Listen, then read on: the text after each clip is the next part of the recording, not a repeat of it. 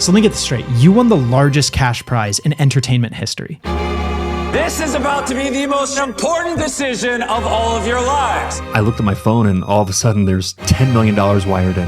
1 in 10 chance. What's it like winning $10 million? Beast Games. Beast Games. Beast Games. What prompted you to sign up? The whole purpose of me getting on the show was to have a platform for my son to talk about his rare disease. Did you have a strategy going in? It's a very social game where you need to make friends, you need to earn trust. What challenge was the most difficult? Here's what we're gonna do. We're gonna stick them in a queue for 5 hours and they can ask for anything. Could you actually get anything? So there was a horse ready. There were puppies. There was a fortune teller, pizzas. This is what the Beast Team writers probably do. When I looked out the window and saw the horse, I'm like going, what world am I in? One of the most memorable moments for me was the coin flip. Yeah, MrBeast literally lost $5 million of his own money because of a coin flip. What was your first impression of MrBeast? I never shared this before, but when...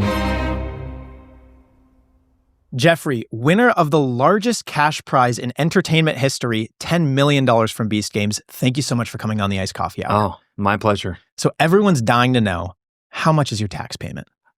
Great question. I'm working on it. So I think it all depends on what I do with the money this year. And I think the crazy thing about MrBeast, he doesn't withhold taxes when he kind of gives the distribution. So I literally got $10 million wired to me. So it's up to me to do state taxes, other withholdings, federal taxes. And it just depends on kind of how I invest the money when it comes to my son's research and nonprofits. So it's TBD. We'll tune in about a year. What percent do you think you're going to end up paying? Because you're in California. Yeah. And people online have been saying that you're going to have to give half, like a $5 million tax bill. If you didn't do anything with the dollars, and obviously you can correct me if I'm wrong, I would have guessed that my taxes will be over $5 million. If I didn't donate to charity, or if I didn't tithe, or if I didn't give anything into a DAF or a CRT. Now, why not move out of California? Because I would be thinking, okay, I know I have $5 million come in.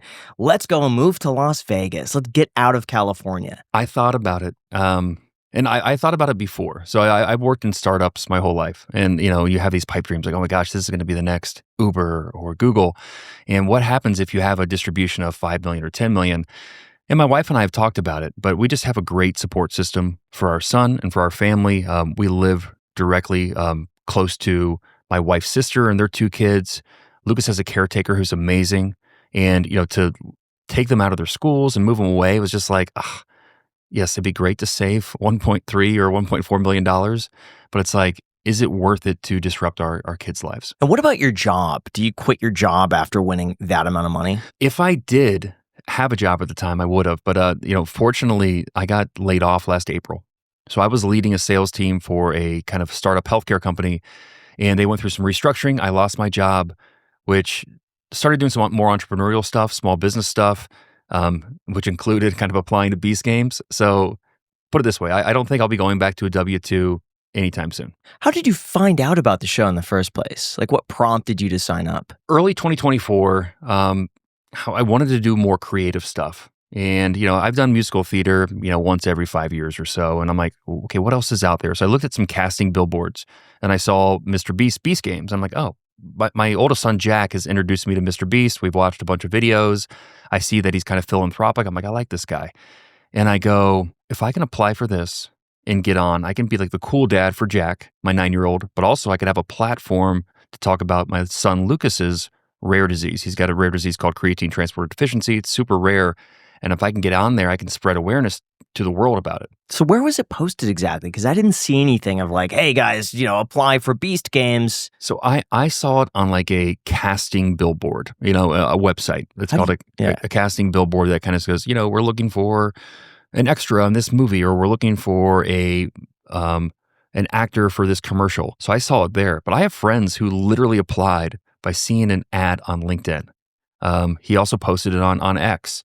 So it wasn't widely advertised, and I think that's probably part of it. He probably wants people who are looking for it, who are trying to, who are really into it. So on the casting websites, is that like a normal place that you go and peruse? Me? No, Yeah. no. So it's again, in the beginning of 2024, I was kind of like this midlife crisis for me, and I was like, I want to do more creative stuff. So I cold emailed like this modeling agency in San Francisco. I'm like, I want to get into commercials, or like I want to just do something where I can express more, do more artistic stuff. And so after I signed up for that, I signed up for this website to see if I can self-source any gigs.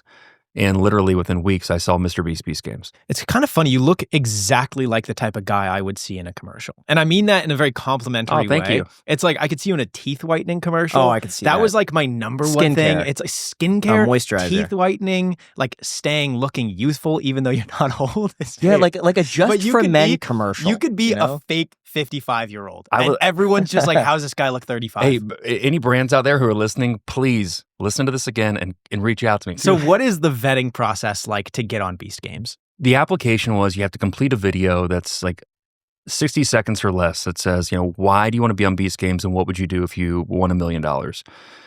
And I wrote it on my whiteboard and I put an alarm on my phone, like the deadline date. I think it was May 31st. And guess what? May 31st came. I haven't done it yet. And I'm going, oh my gosh, how am I going to do this? It's MrBeast. It's got to be edited well. It's got to be fun and exciting. And I just used my webcam and recorded. The background in my office was kind of messy, but my son was in there, Lucas. It was just a super simple message or a super simple video. And I'm like, I press send and I'm like, there's no way they're going to choose me. Like, this is so boring. And 2 weeks later, I got a call from a gal named Danielle, and she's like, hey, we watched your video. We liked it. We have some more questions. I'm like, okay. I made it past the first step. Then I had to do like a social media background check, a kind of health and wellness background check, had to do another video and then another phone call. And I'd say, fast forward a month, I finally got the call that says, you're in Beast Games. So they check your social media to make sure that you haven't posted any like reprehensible content. That's my guess. And the other check, the health and wellness check, is to make sure that you wouldn't like fall down and like. Yeah, I think it's a little bit of how is your cardiovascular health? Like if you go through some challenging things, how are you going to respond? And I think it's also probably a little bit more psychological too. Is like there's some questions in there to really see how you would respond to stressful, emotional, and psychological situations. What are some of the questions they ask you? I don't know. I can't remember offhand, but they ask the same question many different ways, many different times. Try to get you to like slip up. So I think that's part of it. They're trying to make sure people are being honest and not gaming the system. Did they do like a criminal background check or anything? Do you know? I think they did. Because I remember like you can request a copy of your background check. Fortunately, there's nothing on mine, but I'd imagine that Amazon and MrBeast would 100% do that. Yeah. I watched your video. I thought it was really it was memorable because you were with your son. And your son goes, as you're in the middle of a sentence, to play the piano behind. And you pull him back and be like, that was great. I thought that was really sweet to include your son in that. What did your wife think at the time? She didn't know I was applying. So I didn't tell her I applied until I got in. Why? My wife is like the most amazing wife around. She's like the best planner.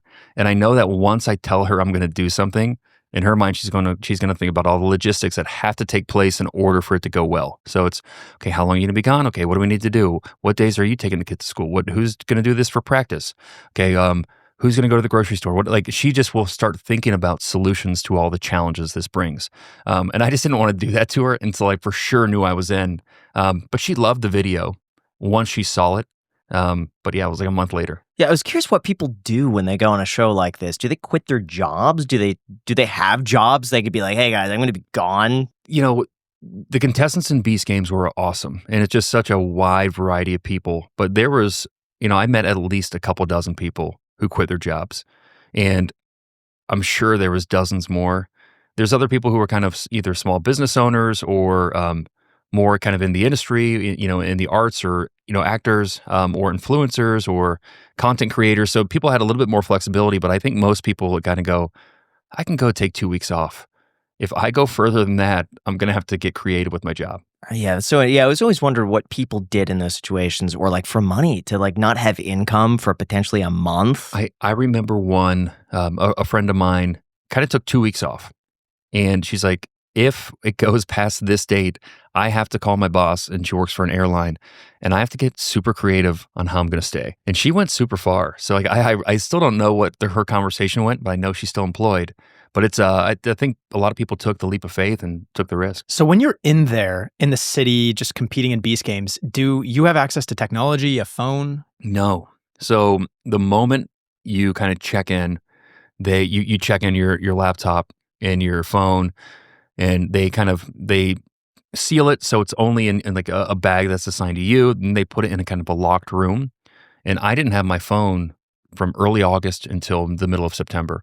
So it was like 5 weeks where I went without my phone, without any internet. How do people contact you if there's an emergency? Is there a person that someone could reach? Yeah. So the Beast team did an awesome job of kind of letting your emergency contact know what's the status in the game. So after every challenge, my wife would get a text and go, hey, by the way, Jeffrey made it to the top 500. Jeffrey made it to the top 250. And then it was like, Jeffrey made it and is traveling to Panama for the island. So it's like kind of cool that she can take this and show my son Jack, like, hey, guess what? Here's what dad's doing. So they keep them in the loop. And yeah, there's obviously emergency contacts that the Beast team can reach out to and vice versa. I would, if I were your wife, I'd get so excited to be like, oh my gosh, top 250. Oh my gosh, top 100, and like receive those texts. It was like, I don't know. I heard it was like a last minute thing that they were going to do to the contestants. And I'm like, that is like brilliant. It's like just a great way to keep the families engaged. But yeah, it was when I first chatted with my wife and son, Jack, they're like, it was awesome. Cause it's just like, hey, any updates? How's he doing? What's going on?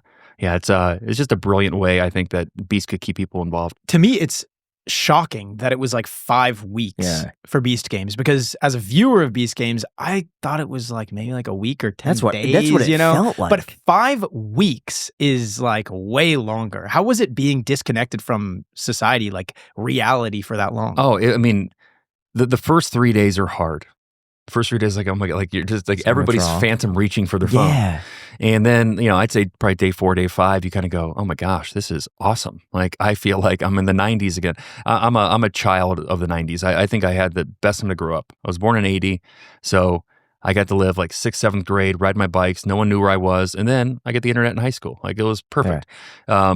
So it was awesome to be disconnected. And it just forced people to chat with others and get to know others. It's funny you mentioned when you were born, because we were doing research on you, and Wikipedia said 1980 or 1981. Oh, and so now they could put us as the source. Nice. For 1980. We got it, guys. Exactly. You pulled it out. Aside from your family and friends, what did you miss most about being aware of what's going on? I love to take in information. And, it's just nice to know kind of what's going on, or, I think one thing that like really stuck out to me was like, hey, what's the price of Bitcoin? Like, so it was just an interesting time to not have constant information coming in. But I kind of got my fix. I was able to get it like by asking questions to people and getting to know people. I got weirdly obsessed with numbers while I was there, like memorizing people's numbers, because we were known by our jersey numbers. But family and friends the most. I talk to even my mom and dad often. And it's just like not having those connections is tough. What are your first impressions during the Las Vegas round? This was the first round where 2,000 people competed down to 1,000. Yeah, I questioned signing up at the time. I was like, what am I doing here? Like, I am a fish out of water, silver-haired. I don't know a single soul. I treat it like a networking event. I was going around sitting at different tables. Some people are like, why are you sitting here? Other people are like, oh, hey, and I think I got over kind of being an introvert. And I'm like, okay, I feel good. But I look around, I'm like, there's so many people here. Like, what are we doing in the Legion Stadium? In my mind, I thought we were going to the Mirage 100%. I don't know if you remember being in Vegas, the Mirage just closed down in mid-July. And so I was like, oh, what a perfect place for MrBeast to have it. You have 3,000 rooms. Like, so I was looking at the Mirage map and memorizing where stairwells are. Like, I was so geeked out, on this stuff. And even in my hotel, I was like memorizing serial numbers underneath the lamps. Like, I thought the games had already started. Again, I've never done any of this before. So I was just totally in my head. But once I kind of met other friends in the stadium, Patrick 930 stopped me in the hallway and started asking me questions. Just like you said, he's like, who do you model for? He goes, you water from Willamea, or do you know Patricia Milan? I'm like, I have no clue what you're talking about. Like, I have zero clue what you're talking about. And just him and I hit it off like that. And once I felt like I had friends, I'm like, okay, I don't know what I'm doing, but at least I'm doing it with people who I can be friends with. And that's how it all started in Vegas. And Vegas was a trip. Why do you think there's so much controversy around the whole Vegas thing? Because I've seen like right after that happened, there was a whole bunch of just people talking about the poor conditions or that they were being mistreated. Yeah, I think anytime you're doing something for the first time, it's hard. Then you factor in it's 2,000 people in the middle of the night. So I think the logistics were challenging. But I also think there's, for me, my experience was if I'm going to go compete for $5 million, I don't expect it to be the Ritz-Carlton. I don't expect it to be kind of the most lush bedding. I thought we were going to rough it a little bit.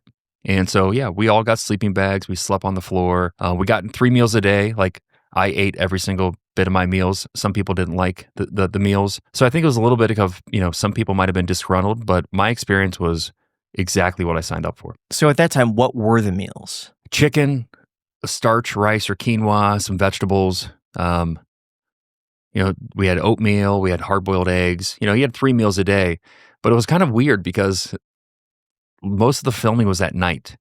So we would kind of eat breakfast at night. So we'd have breakfast and then we'd have lunch while we're filming and then like dinner after we're done filming. And sometimes we'd have dinner, like 5 o'clock in the morning. So it was just, it was a ton of fun. I mean, it was one of those things where it was only 4 days, but it felt like I was there for weeks. But it was one of these things where anytime there was an issue, especially in Vegas, they were attentive to it. I mean, they kind of got after it. And then once we got to the Beast Games on Prime, oh my gosh, like it was like the best accommodations, best food. The bedding in the city was fantastic. So I have no complaints for Vegas or Toronto, but I can definitely see where some people might go, gosh, I wasn't used to the conditions, but for me, it was exactly what I expected. They push you every single way, emotionally, psychologically, even physically, but like you kind of leave there smiling like that was great. I wouldn't change a thing. What was your first impression of MrBeast? Very first impression, I remember in Vegas and he walked out. I'm like, oh my gosh, there he is. He's in person. Like this is in person. I was kind of like fanboying out over him. But he was pretty honest with everybody. He sent a video before Vegas and go, hey, I'm so glad you guys are here. There's 2,000 of you. Just letting you know, I'm not going to be able to talk to most of you guys. I probably won't be able to talk to most of you guys until we get down to kind of the top 20, but I really want to spend time with you then. But he always talked to people between challenges, but you don't really get to know him. But once I got to know him, it was great. Was there anything that surprised you about him? Being the number one YouTuber in the world at his age and, watching his content, you can just tell he is committed to his craft. He's a perfectionist. I didn't realize outside of that how competitive he was. So like when we got to the top 10, we were in a, kind of had a night with him and his fiance and some other people from the team. And there's some people playing Catan and he was so competitive. Like there was no chance he was going to let anybody beat him. And I'm like, oh my gosh, how is he this competitive with just contestants? So it's just like, he never turns it off. But he's super compassionate, really thoughtful, like asks some really thoughtful questions to me.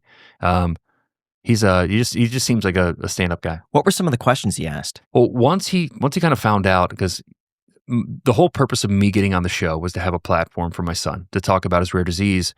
And so there's a couple times where he interviewed me and I would talk about it. So off camera, he'd say, what's the condition?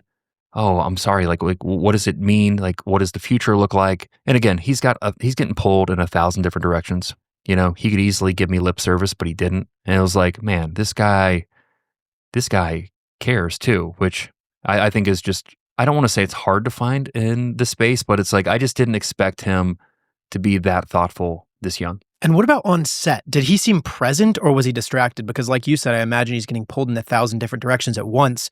So it would be kind of hard for him to be present and just having a good time. It surprised me that he allocated time to like play Catan. I mean, on set when we were filming, you won't find anybody more committed to what they're doing. I mean, he is dialed in. Even in the final episode we filmed for 10 hours and you can just tell he was tired in between shoots. And then once the camera's on, phew, it's a different person. So like he just is so committed to his craft that he's always kind of stepping up when the cameras are on.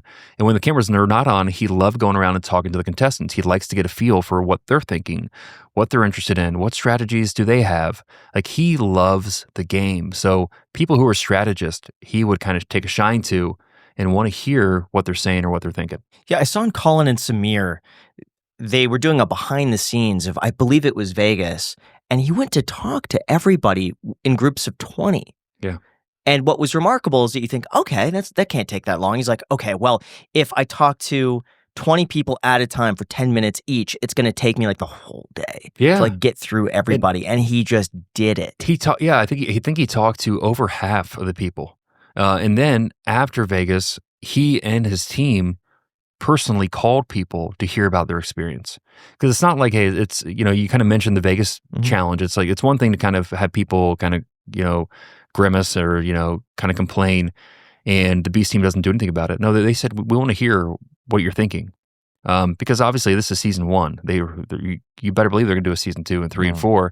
They want to learn and get better. So it was just, I thought they were very kind of thoughtful how responsive they were. Do they ever have like psychologists on set for people that have like a breakdown for losing?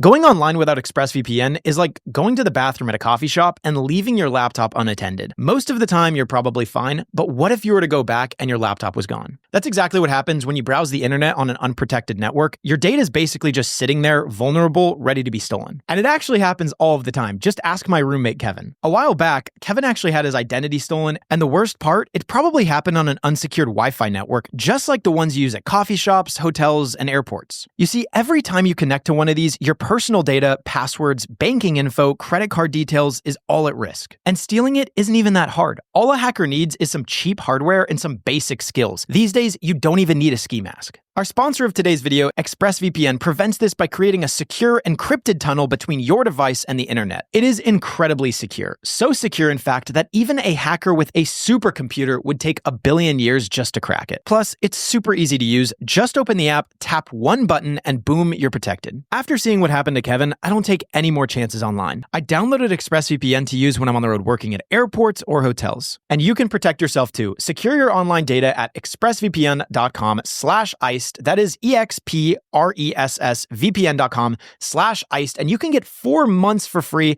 when you go to expressvpn.com/iced. Thank you so much, ExpressVPN, for sponsoring this episode, and back to the podcast. Do they ever have like psychologists on set for people that have like a breakdown for losing?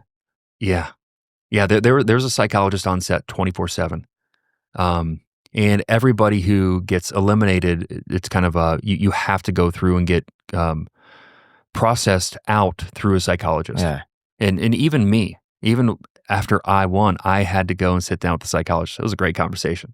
What do you guys, can you share like what you guys talk about? Of course. I mean, so for me, it's different because I didn't get eliminated. Yeah. And I remember like he's patting you on the back. You're like, good job, fist bump well, it. it was, I mean, it was interesting. And I'm sure it was interesting for her too. It was like, how often do you get to debrief with someone 30 minutes after they just won $10 million? And, I told my wife and my son, like, hey, I'll be right back. I got to go in here. And she's like, so how do you feel? I'm like, awesome. like I feel great. But then she had to go through like, well, I'm sure there were times that were psychologically challenging or emotionally kind of pressing. Like, how do you feel about that? Do you feel like you processed it? Obviously I felt great, but like they gave me access to a psychologist. They're like, by the way, even though you won $10 million, here's probably what's going to happen. You're going to go home. You're going to be elated. You realize you're not going to be able to talk to anybody. For some weird reason, you're probably going to get depressed. Then you're going to forget about it for a little bit. And then the show's going to air and you're going to start feeling all these feelings again. And they were spot on.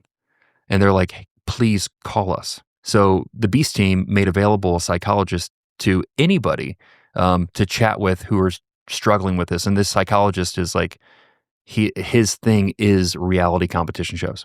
Wow. How long until the depression set in, and why do you think that happened? I don't know. You're asking the wrong guy why it happened, but I would say probably 3 weeks. And depression was just like it's like you planted a seed, but you can't tell anybody about it. It hasn't kind of bloomed yet.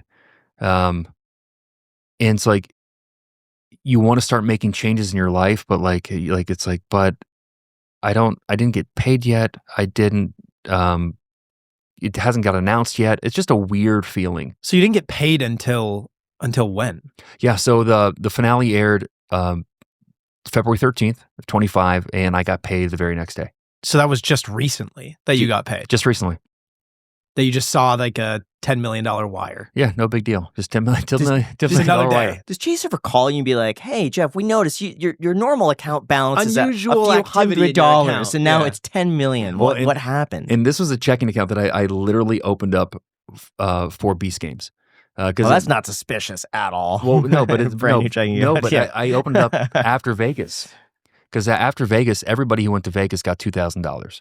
So I just said, hey, I want to open up another checking account. I put that in, and so it's like I have this one checking account that was specifically for that, and I see it pop up.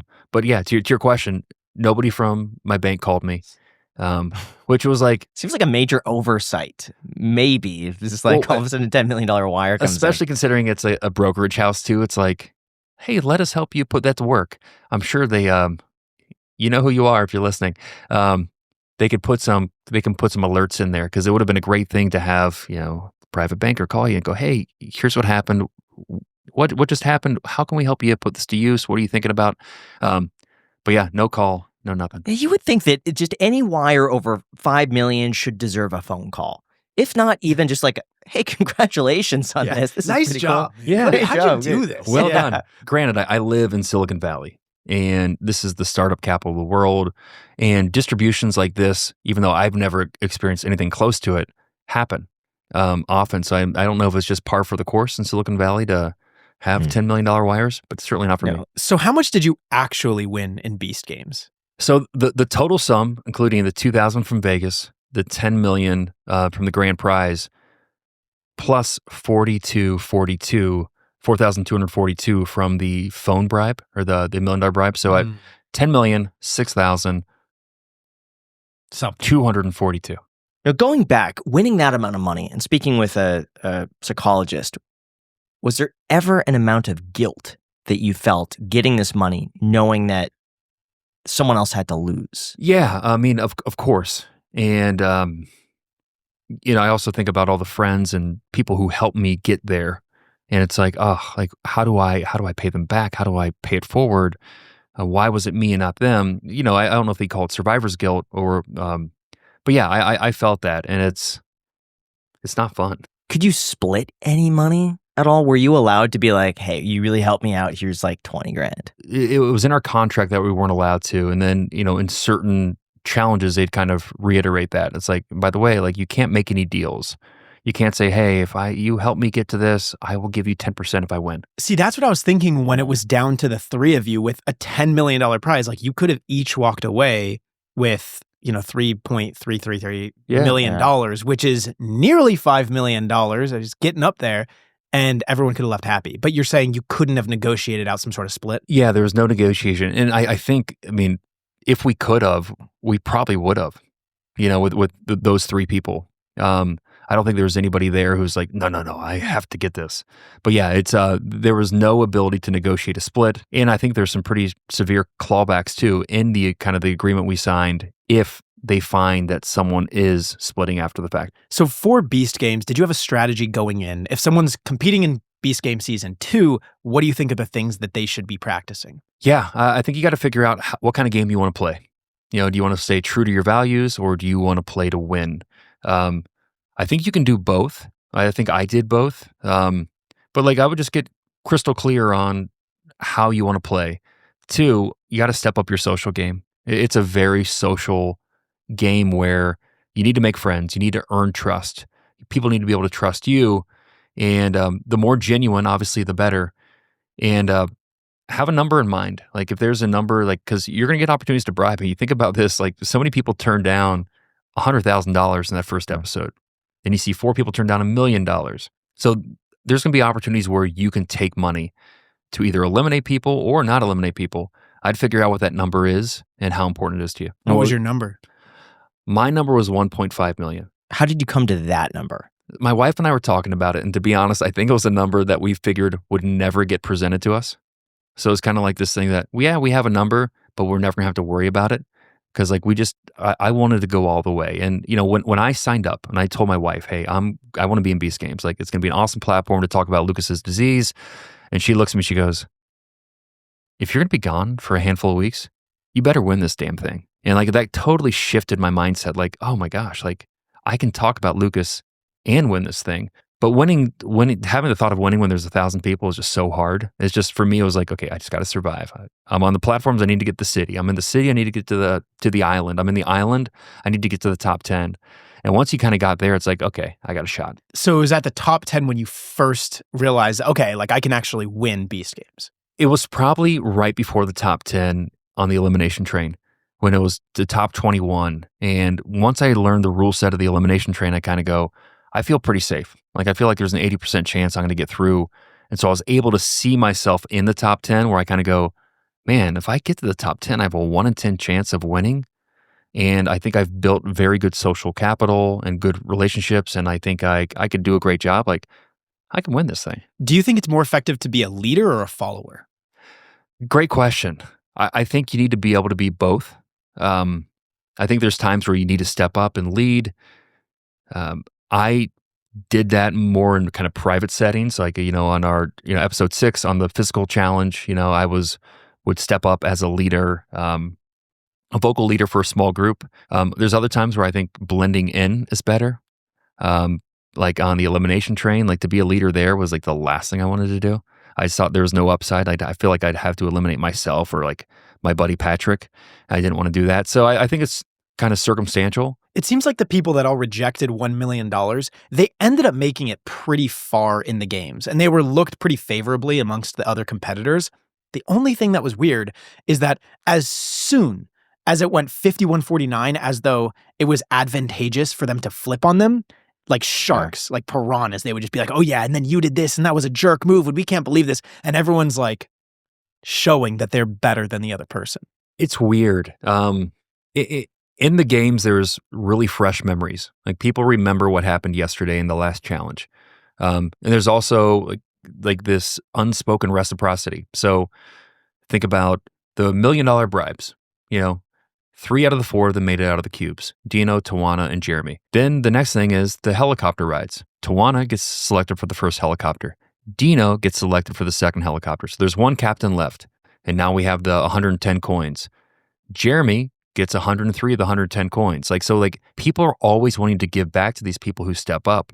But then again, in the helicopter, you see that that reciprocity didn't last long, where people were stabbing Jeremy in the back in a matter of minutes because he didn't do what they wanted him to do. I felt so bad for him in that moment, because he was one of my favorite players. Same with Dino. Just turning down $1 million like that in front of all these people takes so much control. And then to see people now look at that negatively is like, oh, but yeah, he did that, but this. I was shocked. I was shocked too. It was one of those things where during that episode, I was going around and trying to tell people the math. Like, hey, we have to give the coins to somebody, because if we don't, our odds of getting on a helicopter decrease, because this helicopter is going to go away empty. So that was my mindset. I wasn't trying to go around and say, hey, give these coins to Jeremy, because obviously I knew that would also put a target on my back. So I didn't hear all these kind of talk about, you got to bring a woman on or this, that, and the other, until we got into the helicopter. And I'm like happy. And like Jeremy looks at me, is like, no, this is not good. Like, this did not end well. And he kind of sat there and he kind of led a prayer. And it was like one of these things where I'm like, oh, I didn't realize how badly people were coming at you. And so it was, the first couple of days on the island were interesting because there was some bad blood, especially to Jeremy, but also to me, because I was involved with it. And that's because Jeremy would not select a woman to join him on the helicopter. Yeah, and he did. He selected Daphne 976, but it was one of these things where he chose 2 people first. He chose Gage 974 and myself, and then he asked us to choose people. And I didn't choose a woman. Why didn't you choose a woman? I don't know. I chose my best friend at the time, Patrick 930, and he's the guy who brought me in. He's the guy who stopped me in the hallway in Vegas. And I was like, hey, like, he chose me. It's my time to choose him. Yeah, and in retrospect, I would have taken a lot off of Jeremy if I would have. I would have chosen Maddie852, a dear friend of mine. But at least, I made that episode exciting, I guess. And what's this little bottle? Oh my God, these are so good. So this is called Magic Mind, and they started sending us this a few months ago. Absolutely love it. And we actually reached out to see if they would sponsor our podcast because we like it that much, and they've agreed to sponsor our podcast, which is so cool. But basically, it's an energy focus shot, like for a little bit more mental clarity. And no joke, I have these every single podcast just to like dial it in a little bit more. There's a little caffeine in this, so it's not like so much that you're going to be wired afterwards, but it's just enough to give you a bit of an extra boost. And I take these with us, no joke, everywhere we go because you could take them through TSA. Oh, beautiful. And it was actually a bit of an accident. I just packed these in my backpack, went through TSA, and then on the other side, I was like, oh, wow. They never confiscated it. Like this is really good because it's under the liquid limit. And now I've just been taking them everywhere. And then Jack and I now trade. I bring these, he brings protein bars. And we'll trade. I'll be like, I'll give you a Magic Mind for a protein bar because I bring extras. They taste great. It's not too much to where you start feeling jittery. And it's perfect because you can also drink these later. So if we have a podcast at like 8 p.m., you're not going to drink a coffee at 7 p.m. in preparation for the podcast because then you're going to be up until 2 a.m. But this right here, I've had success drinking it later in the day, and it's great. Yeah, just hones your focus. Still get to sleep. Yeah, it's not a lot of caffeine. It's just a little bit, yeah. Yeah. So we have a link down below in the description. If you want to try this out, it's really good. It tastes like a bit of a matcha flavor. It's delicious. So again, the link is down below in the description. We got an exclusive offer with the Iced Coffee Hour. They were kind enough to say yes to sponsoring us just because we genuinely like their product. So the link is down below in the description for anyone who's interested. This is super good. I told you. I thought it was going to be like more like vegetable-y. Like that's how... It tastes like probiotic-y, huh? Yeah, such a unique flavor. Yeah, but it's like the ones you go to the grocery store and it's like $8 for like a little, health and wellness shot, except they're not, $8. I can taste the passion fruit like enough to like make it sweet. That's we might cool. be able to get him to send you some. Yeah, we'll actually give you a few on the road. I just like them. They're really really great good. for the ruck. Yeah. Yes. Perfect. Yeah. How much was luck versus skill in the game? Season 1 of Beast Games had a lot of luck and a lot of chance, but I think less than most people think. So are you guys kind of familiar with how we got our jersey numbers? No, could you explain it? So I was number 831, and it wasn't randomly assigned. It was back in Vegas in episode 0. On the third challenge, we had to go get our flags. And whatever flag you go get and are able to kind of successfully capture is your jersey number. And so there was actually 1,100 flags. So the people who went and got flags 1 through a couple hundred were the ones, hey, I got to go out there first. I got to get this flag. It's mine to get. Oh, I'm going to beat you.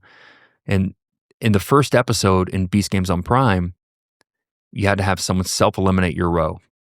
There was 3 rows that did not have anybody self-eliminate. It was the first row, the second row, and the fourth row. And these were the numbers kind of 1 through, let's call it 1 through 170. Like these were all these type A, aggressive people to go-getters, where the rows that kind of got up to the 800s, 900s, and 1000s were the helpers who help people get their flags, and the more kind of altruistic people who needed support, which you'd think those are the people who would eventually self-sacrifice. So I think there's a little bit more nuance to the chance. But yeah, when you really think about, I think through all the things that had to happen for me to get to episode 10. Oh my gosh, so much luck. What challenge was the most difficult? Like physically and then emotionally? Yeah, physically, hands down was the monster truck pull. I mean, we had 8 people pulling a 12,000-pound monster truck. I did not expect that. In B City, we had this giant billboard that would kind of give us like clues to what these challenges would be. And there was it was like 1950s kind of art themed, and it had a big monster truck, and it said, our red light is your green light.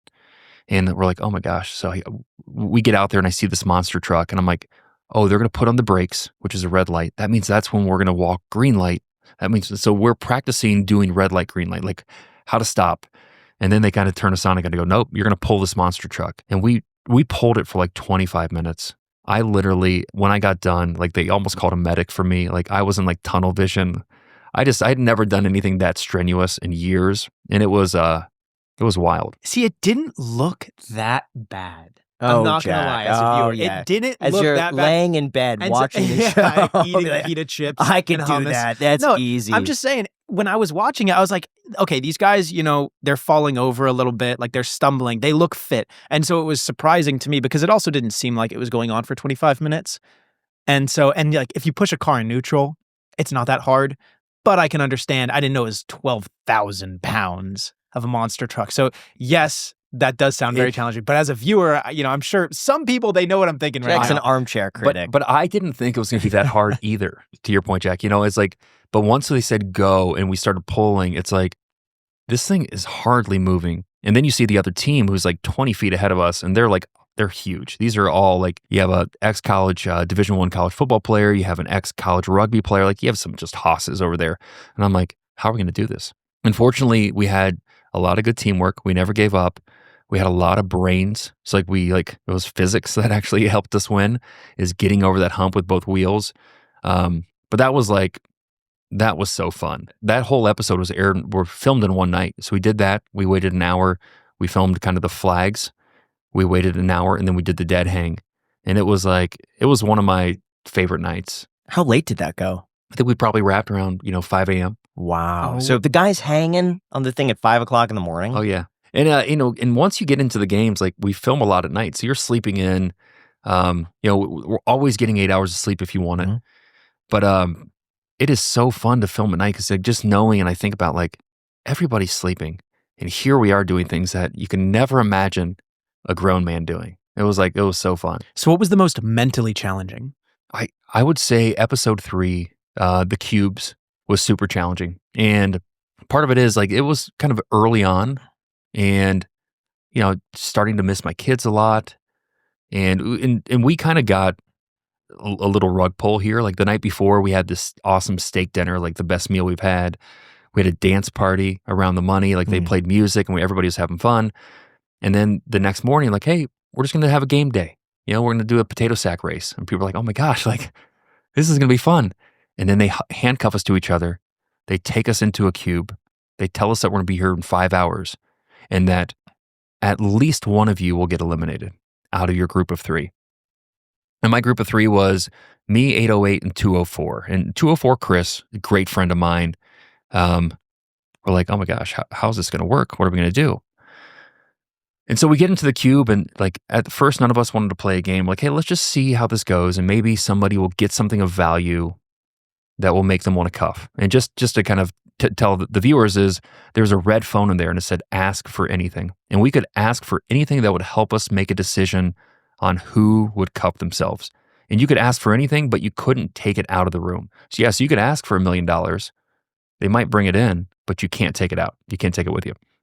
And so for me, I was kind of going, gosh, what could I ask for that would help me make a decision to handcuff myself? And I asked for a phone call with Elon Musk. Why Elon Musk? Well, in my mind, I kind of go, Elon, obviously our generation's Thomas Edison, Albert Einstein, just brilliant.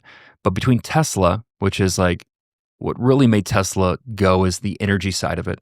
And then Neuralink, brain, I go, my son's condition is creatine transport deficiency. Creatine is the energy that kind of supports ATP in the brain. If there's one person who can kind of spin some cycles to try to figure out how to get creatine in the brain, it's Elon. So I said, gosh, if I can get a phone call with him for a minute, if I can ask him to dinner, I'll fly anywhere in the world to take him to dinner and bend his ear for an hour. Like maybe, just maybe we can make some progress on this condition. And so I was just super naive. I was so hopeful. I'm like, oh yeah, Jimmy gives away Teslas all the time. Him and Elon are on like text basis, like they're friends. And then a couple hours later, like a producer looks at me like through the window, like, hey, Jeff, like you might want to ask for something different. I'm like, what do you mean? He goes like, it's Elon Musk. Like you're not going to get a hold of him. So I was like just dejected. And I was like, oh my gosh, like I'm going to go home. I'm not going to get a chance to like make an impact for my son. And the room was tiny and it was like so sterilely white, this bright lights. It was just, I did not want to be there any longer. And I felt like there was no end in sight. So you almost just kind of wanted to self-eliminate. I wouldn't say that. I kind of felt like I was going to get eliminated. I felt like I just had lost this hope because no one else was asking for anything of value that would force them to handcuff themselves. So I realized oh, I'm playing a different game. I'm thinking of this differently. And my friend Chris asked for a tattoo artist. So he had a tattoo artist come in. He got a MrBeast tattoo on his bicep. This is my friend Chris. He's jacked. And he's like in his 50s, and he has this huge bicep and now has this big MrBeast logo on it. It's sweet. How would that help him win the game, though? So what helped him is it helped him pass the time.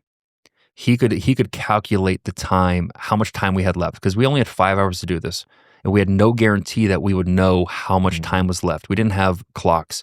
So he's like, if I can get a tattoo artist in here, I know how long this stuff takes. He'll have a phone that he has to like take pictures of. We'll be able to see what time it is. So he was strategically thinking of why he had a tattoo artist come in. The other person asked for steak and lobster. Did they get it? They got it. Did you not want any steak and lobster? Like, why didn't you ask for a timer? I would a ask clock? for In-N-Out, at least. Yeah. I don't know if they have In-N-Out in Toronto. But yeah, no, I was at this point where I'm like, I wanted something that would help. And I just didn't think like a pizza or steak and lobster would. But and then we finally realized that, hey, there's no chance that anybody's going to eliminate themselves on their own. We need to play a game, like a game of chance, like flip a coin, pick cards, whatever it may be. But one of the out of the group did not want to play a game and said, even if we did play a game, like I'm not going to eliminate myself. So I go, oh my gosh, like how are we going to do this? So I picked up the phone and I asked for a clinical psychologist to come into our room. And because I'm like, we're part of an alliance, like we're friends, like can we get past this impasse? So the clinical psychologist sat down with us. I mean, it was so bizarre. She's sitting in a chair, all of us are sitting Indian style on the floor, and after 25 minutes, like she kind of looks at us and go, hey, I tried to help you guys. I don't think there's anything further I can do. I think you guys need to figure it out, because we couldn't get past the impasse of not all of us choosing to play a game. So long story short, my friend Chris, 204, and I looked at each other, because we were super close, and said, hey, one of us is going to have to go home. Let's just flip a coin. And we get the coin. I call tails. We flip it. I don't look at it. He looks at the ground at it and gives me a hug and says, best of luck.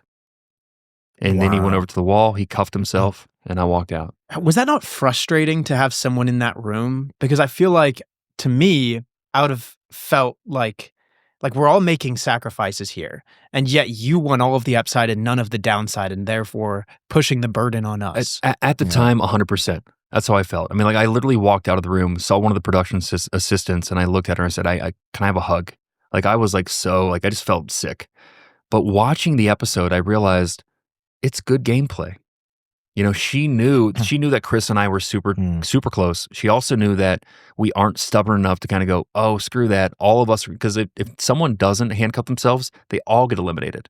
So I think she, in retrospect, I think it was good gameplay, not the way I would want to play, but Did that ever come back to bite her, though? Because I feel like if someone does something so bad, like the Habibi brothers, that was awful. When they were in the box, like how they got that girl who was like crying and they like faked the game so they could each win, which yes, it was awful, but it was also strategic. That stuff gets out, and then they got eliminated because of what they did. How did that get out? I'm pretty sure. So early in the games, when you get eliminated, you have like this like little tote in your bunks with all your kind of personal items, and you have to go in there and pack it up and carry it out. And I think in that process, she spoke to people in her bunk like, hey, here's what happened. And then it just gets around like the telephone game. But then does that come back to bite them, though? If you do something like that in the boxes, did you go and you share that information? Like, hey, this person, they just withdrew and they didn't want to. Yeah, I mean, it didn't, I don't think it helped her, but it was like, people always ask, because like this was the first psychologically like really challenging game. People are like, hey, what happened in your cube? And for me, I was just like, yeah, one person didn't want to play, and kind of left it at that. She eventually took a bribe on kind of episode 4. And so she got money from it. And, I think it worked out well for her. And for me, it's like I look back at every single thing and I have to thank it, because if I don't, I'm not grateful for the ultimate outcome. Yeah. Now, that episode for me was quite memorable because on that phone, like you said, you could ask for anything you want. What are some of the requests that people were asking for? And could you actually get anything? Because I saw someone bring in a horse. Yeah. How do they have a horse? Yeah. How do they have a clinical psychologist that they could just call, be like, you got to get here right now? Well, I mean, I think for you guys is like if you sat here for hours and kind of like said, okay, what are the craziest things that people might do with their finances or people might want to buy from an insurance perspective. You could have the craziest things listed. And this is what the Beast Team writers probably do, is they sit around, okay, go, here's what we're going to do. We're going to stick them in a queue for 5 hours and they can ask for anything. What are the craziest things that people might ask for that we can deliver? So there was a horse ready. There were puppies ready. There was a fortune teller, a psychic, a clinical psychologist. I mean, pizzas, people got their haircuts, people got massages. Like it was like when I looked out the window and saw the horse, and again, after I just told you, like I was in a really bad spot. I was like thinking of my kids and I look out and I see a horse. I'm like going, what world am I in? But you couldn't ask for a vape or Elon Musk. You can ask for it. You can ask for anything, but you might not get it. Was there anything that they said no to? Or was there, besides like the phone call with Elon Musk, did you hear any stories of like, oh, I asked for this, I didn't get that? Well, I feel like, I mean, if you look at the episode, it's like Nolan, Mac, Tariq, Chandler answering the phone. I think there was like a little delay on some, like, so some people ask for stuff, but just they asked too late, so they didn't get it delivered. But a lot of people like ask for kind of pizza or sushi because most people decided, hey, we're going to play a game and we're going to play at the end. In the meantime, let's have some fun.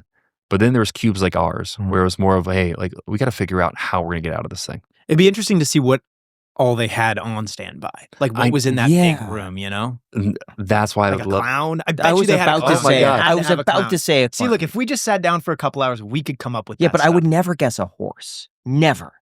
Me neither. They probably had every animal. Oh, and they had multiple dogs. Like many people asked for puppies. One Landry asked for. She said, "Hey, I'm going to eliminate, but I just want to have a princess party." And like they brought all the princess and prince gear. Like, how did you have that? So I would love to see the BTS on that room. My guess is they have to have someone at like a Walmart and a Target nearby, and so they call in, we need 5 Monopoly sets. I think it's got to be that. There's no way they have it all already ready to go in a room. And then just return it massively? I mean, or like an Amazon warehouse? I'm going to have to ask Jimmy and see. Because there's sizes too. Like, do you have like a princess outfit in every size? Like, would you have it in Graham size? Right. As well? Or Jack's size, the plus size. But it was so quick. Like, that's the thing that is like, I think a lot of it was there because they got this stuff so quickly. So seeing so many people behave in so many different ways. You have Landry, who's willing to self-eliminate as long as she has her princess party. You have other people that are unwilling to play the game and by any means necessary continue advancing. Other people take bribes, other people don't take bribes. What did you learn about human nature participating in Beast Games? I'd say overall, very optimistic about the future of humanity. I mean, I think I did not expect to connect with that many people, and I did not expect like 4 people to turn down $1 million because 60 people chose them to represent them. I did not expect people to kind of play hard, but play with integrity. And I just didn't expect to forge these friendships. It's one thing to like, you're in the games, you forge these friendships and it's like, oh my gosh, this is great. This works for now. But after the games, I'm still friends with these people. We still keep in contact. So it's kind of like, you think back to some of your jobs, you got to go, oh yeah, I was really good friends with this person while I worked with them. And then you guys go to separate jobs and now you hardly talk. It's interesting because I feel like through talking with you and as well as watching you on Beast Games, one thing that I feel like helped you out a lot is that your actions are very divorced from your emotions. In fact, as a viewer, it was even hard to tell your emotions at times. Like sometimes, there was a little sympathy, sometimes a little bit of this, sometimes a little bit of that, but it was never too far deviated from just like a cool and collected state of being. Do you think that is like, that was one of the main contributors to your success? I noticed that too. Do you play poker? I do not. Don't play poker. You had a good poker face. Yeah, I mean, I think, don't ride the highs too high or the lows too low. You kind of like, Rudyard Kipling's If, like, and also I think being a father of a rare disease special needs kid definitely teaches me how to listen better because I really need to figure out what he's telling me and what he's feeling, and also try to feel with him. So like, being a dad of Lucas, you kind of go, gosh, do I try to fix him or do I try to connect with him? And the more I connect with people, I think it really benefited me in the games. Was there ever a moment where you lost your cool or you fought with other competitors? Oh yeah. It didn't get too heated, but in episode 8, when we there's $1 million, and we each had an opportunity to kind of go to the pyramid and take as much money as we could. My friend JC566 took $650,000, and it was just, from my experience with him, he was a friend. I didn't expect it from him, and so I kind of called him out, or at least shared my experience with him that night and the next day, and it was two grown men having a heated conversation. And again, like I believe that maximum growth comes between the pinnacle between support and challenge, and this was kind of a poke in the chest to a friend. And it was a good dialogue, but it wasn't like, no fists were going to be thrown. At the time, I was heated. Once you watch it, you realize, again, it's a game. He had an opportunity to not eliminate anybody and to take the money. And again, whether he pays down his entire mortgage, or he pays down some of it, or he gets rid of all of his debt and now he can put money into kind of a 529 plan for his kids, like, good on him. Good on him. And then afterward, he kind of threw the alliance under the bus. And I think that's what kind of was like, man, come on, what are you doing? You just got your money, and now you're taking out on us. Like, what's this about? It was interesting to see a little bit of a switch, though, in his behavior. Like you said, before and after he got his rewards. Yeah. So I have to look back at it. It's a game. And I think in season 2, you'll see a lot more play like that. But see, it's interesting you say here it's a game. But then also I see Jeremy not taking, and Dino, the $1 million, to which your point, it is a game. Taking $1 million at that point and turning it down in episode 2. I saw Ben Shapiro's reaction to it. He got very heated. Did you see his video? Yeah. He got very upset that no one took the $1 million, because he says at that point, it's a positive expected value. When you look at your chance of winning across all these people and you're offered 1/5 of the prize pool, it would be dumb not to take that money. It was the expected value was like $1 million for anyone rejecting $1 million in that moment. But then if you did the math in terms of the amount of contestants left over and the prize pool at the end, if you evenly distribute that, it was like $5,000. Yeah. So it's $5,000 per chance, or $1 million in your pocket. And everyone rejected that, which is insane. Yes, I look at that as like, hey, it's a game. You're on a game show. And you have but then again, to win. Graham would have like taken the first bribe opportunity. Like he's standing on my hand would be over the thing, 10 grand. No, it would have been the first round, eliminate everybody in your row and take like $10. He's like, well, it's a couple coffees, you know. Well, I mean, I think it all depends on your intention in going to the games. Like I think like there's one reason to do anything, and it's as a sign to the universe of who you are. And like, so like, it's like if you went into the games with people you love, if you told your wife, hey, here's what I'm going to do, here's my number, and guess what? If it means I'm going to have to sacrifice people to do it, I'm going to do it. If you haven't had those conversations and you want to show the world, or you want to show the world through your actions who you are, whether people are looking or people aren't, I think that's what we experienced with Dino, Tawana, Harrison, and Jeremy, is this is who they are. Like if they got chosen to represent them, they kind of go, I'm not going to let you down. Granted, that cost them $1 million, but I truly don't think any of those people regret it. I've talked to them all, which is just wild to think about. I think of more of a testimony of who they are as a person versus kind of what they wanted to do in that situation. Do you think a lot of players weaponize sympathy in the game? For example, they kind of acted as though they were feeling sympathetic towards other people's plights, but in actuality, their mind was set on the $10 million or the $5 million goal. I didn't think so at the time. Like maybe I'm naive, or maybe I'm too trusting, but I didn't think people had ulterior motives with sympathy. But like after the show, it was so fun to like have friends call me like, hey, asking me different questions about every episode. And I have a neighbor who's a psychologist who I'm good friends with, and she would ask me these questions, and she goes, crying definitely is a tactic for narcissists or so-and-so to induce sympathy. Like, especially in situations where you're trying to get something, maybe that's not yours, or you want to get something from someone else. And so it made me kind of like look back at the episode and kind of go, wow, wait, did this person deliberately do this in order to get sympathy to keep moving on? I'm not sure. See, that's the thing. It's like when a lot of people got eliminated, a lot of people would cry that they got eliminated. But at the same point, that's the objective of the game, is to continue on. And so I was wondering, it's like, okay, if I was in a game with other people and it's like, sure, we had a little bit of an alliance and everything like that. When you get out, like, I'm like, oh, no. So everyone feels sad for me. And they're like, okay, well, this guy's been through a lot. Let's, keep him around. We'll talk to him, get to know him. But in actuality, I'm just making it farther in the game. Yeah, it's, and even in my alliance, in the top 10, we had 4 people in our alliance. It was me, Patrick 930, Gage 974, and JC 566. And the ultimate aim is we all want to win, but it would be awesome for all 4 of us to get there and then battle it out. So it's like, we understand that people are going to get eliminated and it's going to suck. And like, for example, Patrick 930, my closest friend in the games, he gets eliminated and I'm like bittersweet. Like, I'm sorry to see you go, but like, okay, I'm in the top 6. I got to keep moving on.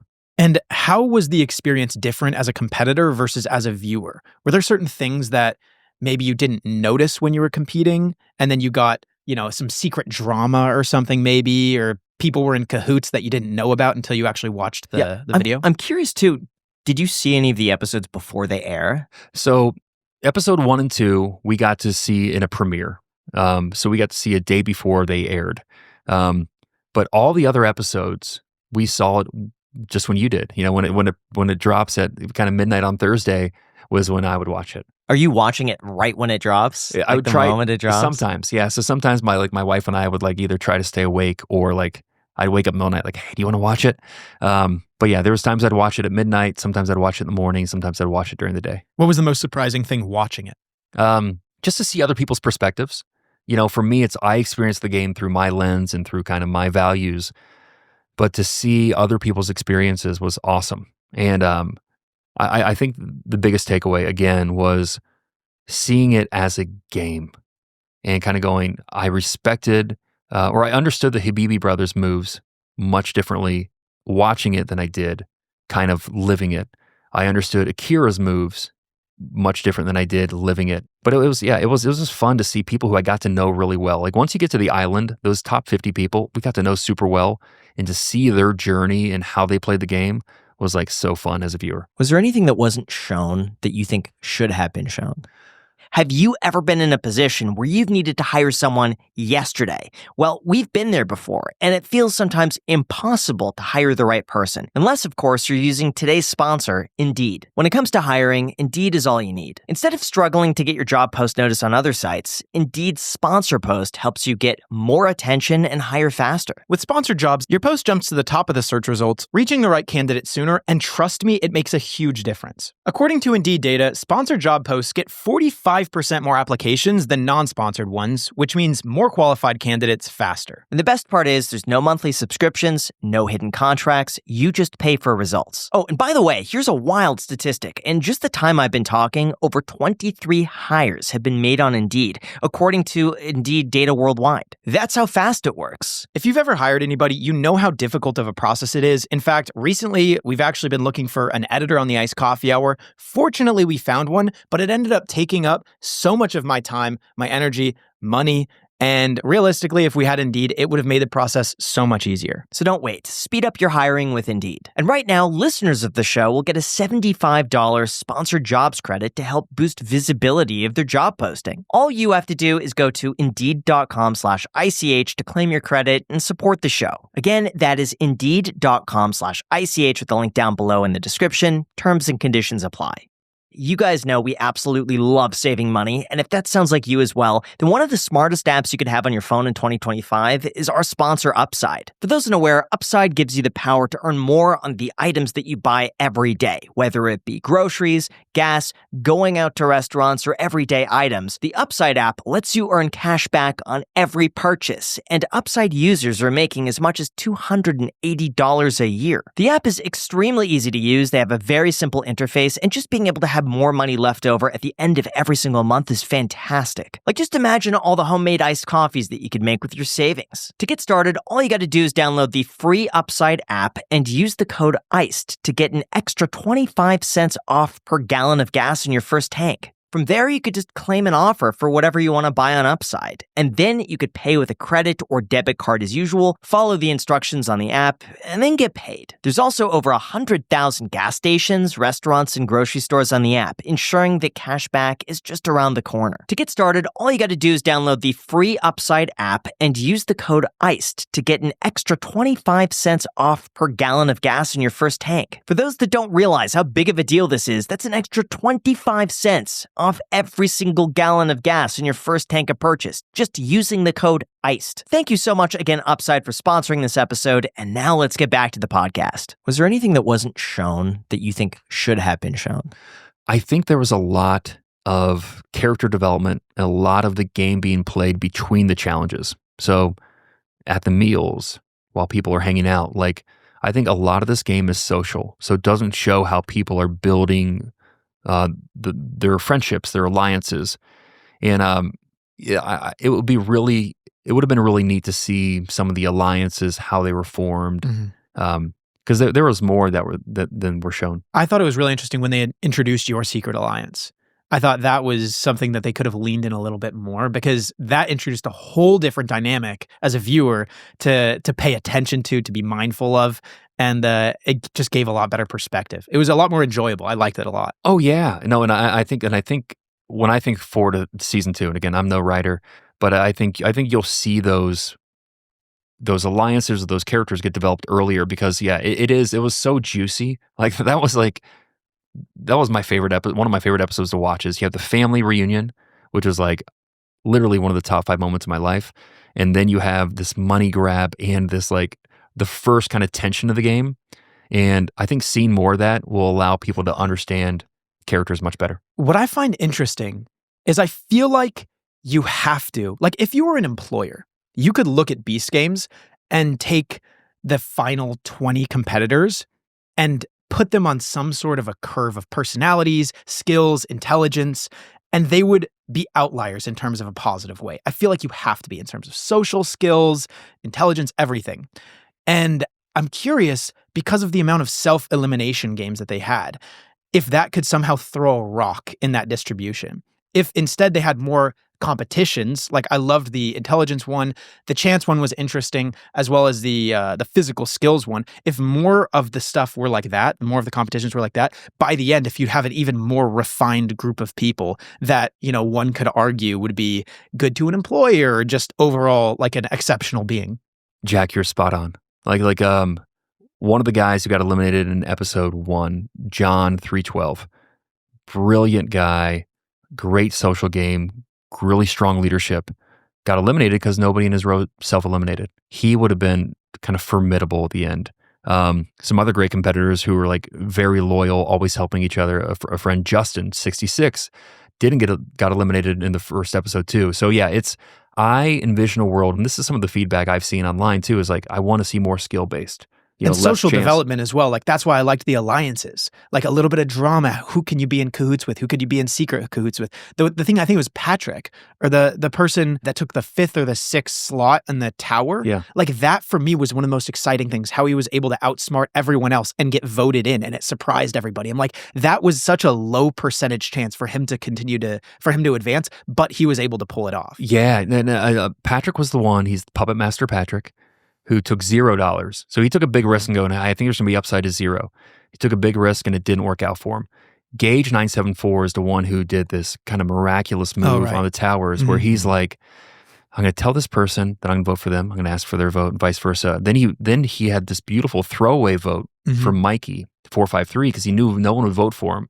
And when I was sitting there, I'm like, oh my gosh, this is like brilliant. Yeah.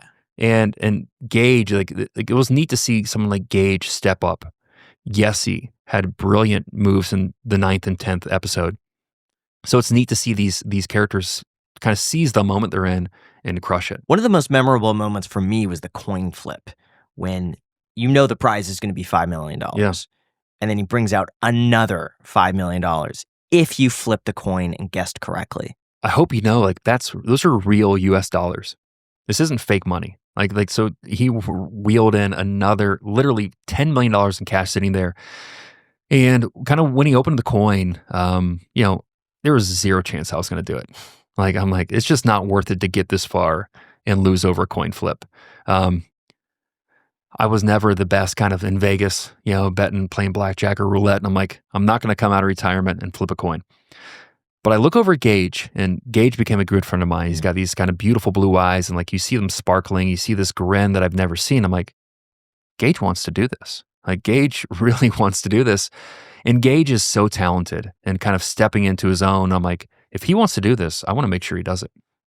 So I go over there and kind of chat with him, and I feel it. He wants to do it. And after kind of a little back and forth with him and Tawana, he reaches out, puts his hand on it. And what Jimmy said is the first person to touch this has to flip it. So there's no takebacks. And you could just see it in his eyes. He was feeling it. And he, back in the cubes, he flipped to stay in the game, tails. And so he holds it up and goes, I'm feeling tails again. And one of my favorite edits of the whole entire show is the coin flip, and you see the kind of the sand going through it. And then they pan back and they show Emma's face, then Tawana's face. And they're like in total game mode, like focused. And then I'm sitting here with my eyes half open with a little smirk because I'm just feeling so good for Gage. And he flips it and you hear the coin rattling and my eyes are still closed. And I hear Jimmy kind of like sounding devastated, like, ah. And I'm going, oh no, we didn't get it. And then it hits me. This is Jimmy's money. He is pissed because he just lost $5 million. I look at it and I'm like, and I got goosebumps thinking about it. It was tails. Like we literally in a split second went from 5 million to 10 million. And my buddy flipped a coin for this.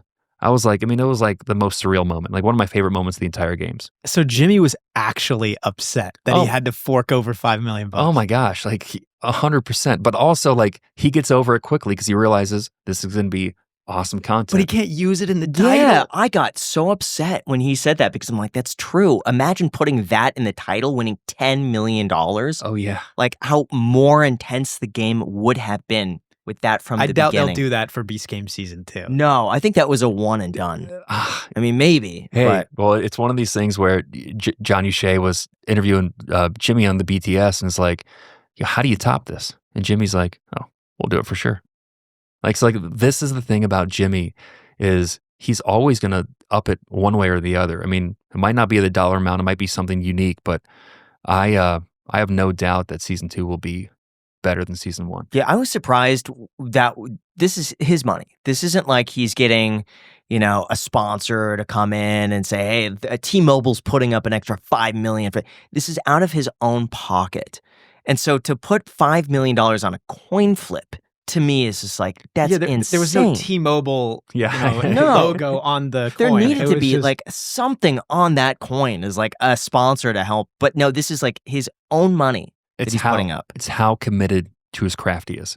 Like, I want to create the biggest spectacle ever with the simplest thing, a coin flip. I mean, people have been flipping coins for thousands of years. And he makes it amazing. Did he think that someone was actually going to flip the coin? I've heard that he did not. I assumed that no one would. That's what I thought too. I thought there's no way. But this is what's beautiful is like you look back to the $1 million bribe. He and Mac were beside themselves. They could not believe that no one took the $1 million bribe, and nobody did. And the flip side, they thought that no one would flip the coin, and we did. So it's like I love the fact that when we can surprise someone like Jimmy, man, we're making great content. So I'm curious, how did $10 million change the game? For me, I just, in my mind, I kind of go, I've thought about this, like, okay, I need to put money aside for my family and I need to have money to kind of invest into research for my son's condition. And $5 million, don't get me wrong, certainly helps. $10 million is totally different because it's like, okay, I can put money aside to make sure that my son Lucas is taken care of. I can make sure that Jack doesn't have to take care of Lucas and our parents as we get age. Like, there's just a lot of things we can do, but we can really make a dent in research. Like, we can really invest in some research that can really hopefully speed up this kind of quest for a cure, a quest for a treatment by years. And what about in terms of gameplay? Did people all of a sudden take it like way more seriously? I know I did. Going into the top 6, I kind of felt like I was going into a big football game. Like I was nervous going into it. Like we take the bus over from the city, and I remember like sitting out in front of our van and like the production teams are now like looking at us, like they're starting to treat us differently. And I had my thermals on. I go to the bathroom. I take my thermals off. I come out. I'm like, oh, it's cold. Let me put my thermals back on. I have this nervous energy. But once I got in there, I'm like, okay, this is it. Like I can play the game fair and I can also play the game hard. And so like that was my mindset, is like, be calm, kind of be focused, but play to win. When did you realize that you were going to win? Or when did you have that feeling that's like, hey, I got this? I felt really good after I made that first shot in the first challenge, and we had the red balls. I knew that if I made the first shot, people would think twice about shooting at me because they kind of go, oh gosh, he's good. If I shoot at him, he can shoot at me and get me out. So after that, I felt like, okay, I made the shot. I'm going to get to the top 4. And I look around the top 4, it's Yessie, Gage, myself, and Tawana. I felt pretty darn good too. I didn't feel I was going to win until once we got into the top 2 and we had a little break. They had to strike the set and build it. And I'm off kind of in this warehouse, in the middle by some pallets. It's dark. I'm kind of trying to eat a snack. It's 5 o'clock in the morning. And I go, I think I got this, and it was just more of it wasn't kind of arrogance. It was more of hey, I think I'm in a great spot to win this. Yeah. Even the top 3, you had the opportunity to pick $1 million, guaranteed, and you didn't take it. Was there a part of you that thought, man, maybe I should just take the guarantee $1 million right now and self-eliminate? Based on the game, no. The game was kind of, everybody in the top 50 voted kind of who they thought was most deserving to win or least deserving to win. And I felt like I made great relationships and great inroads. But I'll be honest, I didn't think it was Tawana's number in that. I thought it was Gage's. Jimmy probably hates Gage because Gage is single-handedly, it's his fault. Jimmy's lost $6 million. I mean, it's crazy. $5 million from the coin flip, $1 million from taking the bribe. Or he loves him. And it's the most expensive, employee or person that Jimmy's ever had. It's unbelievable. Yeah, and I love when Jimmy was interviewing Gage, hey, what are you going to do with $10 million? He goes, I'm probably going to get a conversion van and play music. He's like, well, what are you going to do with the other $9,900,000? $90,000. Yeah, it's hysterical. Just a Lambo. I know. That was good. I mean, that threw some people off in the last week. People definitely took the hook and thought he won. Interesting. So what I'm most curious about, the final episode, you're supposed to pick the winning briefcase. And you picked it on the first try. Yeah. And Jimmy said, wow, we've done tests like this in the past. It takes 18 times on average to pick that briefcase. You did it your first try. How did you do that? I was remarkably calm, and I don't know how. I mean, it was 6 o'clock in the morning. I had 5 cups of coffee all throughout the night. But the number 6 kept appearing to me in the days ahead. So you think back to the $1 million kind of money grab. Patrick got number 5 and he gave me key number 6, which put me into bunk number 6. And then the next day I get into top 6. And we're spending a lot of time by ourselves. So I'm in my room. I have kind of a prayer book and I'm saying a prayer that has 6 words in it. What was the prayer? The prayer is called the Shema. And just the number 6, it was actually that day before the night was the 6th day of the 6th Hebrew month. So the number 6 just kept popping up to me. And so when I got up to the top of the pillars and we looked down at the kind of the lazy Susan with the briefcases and they're numbered, it just came to me and said, it's 6. 6 is it. And so I just kind of felt remarkably calm going down there. And then Jimmy's teeing up the game and they kind of come out and kind of give us the rules. Jimmy spins it twice, or actually 3 times. One of the times he spins it, he puts his hand down on it. It's on the number 6. Another time he spins it, it lets it go, and right in front of me is the number 6. And I'm like, do I So you went in thinking 6. I went in thinking 6. And when the game started, if I saw a briefcase on number 6, that was my starting point. And the only way I'd get off it is if she shared something that would dissuade me from picking that. So I was calm and I wanted to kind of pressure test. Is there anything that she could tell me to make me choose otherwise? And ultimately there wasn't. How did she pick 6? I want to know that. I wish I would have asked her. I wish she would get on a podcast. Maybe is she not speaking about it? Yeah, no one's asked her. But I would love to know. I know in my mind, I thought there's no chance she's going to choose 1. She loves that number. And 3, she has 3 daughters. 5, she has 5 people in her family. I just think these would be unique numbers to choose. Part of me thought one of the reasons why 6 could be it for her is because it wasn't special to her, but it was special to me. So I'm like, it was just one of these weird moments where my certainty levels were nearly 100, if not 100. See, I would think to myself, if you have a number 1 through 10, what would most people pick? And I think a lot of people would just pick 7. 1, 7, Yeah. 8. I was thinking 2 is a perfect. Like no one thinks. Yeah, 2. I know. I would never think 2 or 4. Yeah, 4 is good. And I would just place it in that, just knowing statistically people are more likely to pick certain numbers. If I were in her shoes, if I had to hide it, I think I would do it in a way where I would lose track of where I put it. Because you don't want to signal. Yeah. Because I mean, she could have turned around. She could have not answered any questions. But like That's for what I me, it's thought. kind of like, can I mix up the briefcases enough where I don't know where it's at? Because you can either make it a total chance game, but like the way we played, it was a chance and bluffing game. She knew where it was. Did the briefcases have numbers only on one side or both sides? So the briefcase, the numbers were just on the Lazy Susan. So you could have taken all the briefcases and stacked them up 10 high right in the middle, and I would have to choose like 0.1 that I wanted. So you could have put the briefcases anywhere. She could have stacked multiple ones on number 6, which would have really thrown me off. But yeah, it was the rules weren't fully explained during the show, but you could have put the briefcases anywhere as long as they were on that kind of Lazy Susan. How long did it take for her to create that assortment? I want to say it was like 3 minutes or so. That's not that long. Yeah, I mean, and I was eyes closed, calm, not really trying to listen to anything because like I'm like I don't want to, like, what am I really going to hear? Some people like online are like, oh, you saw the fingerprints. I didn't see anything kind of out of the ordinary.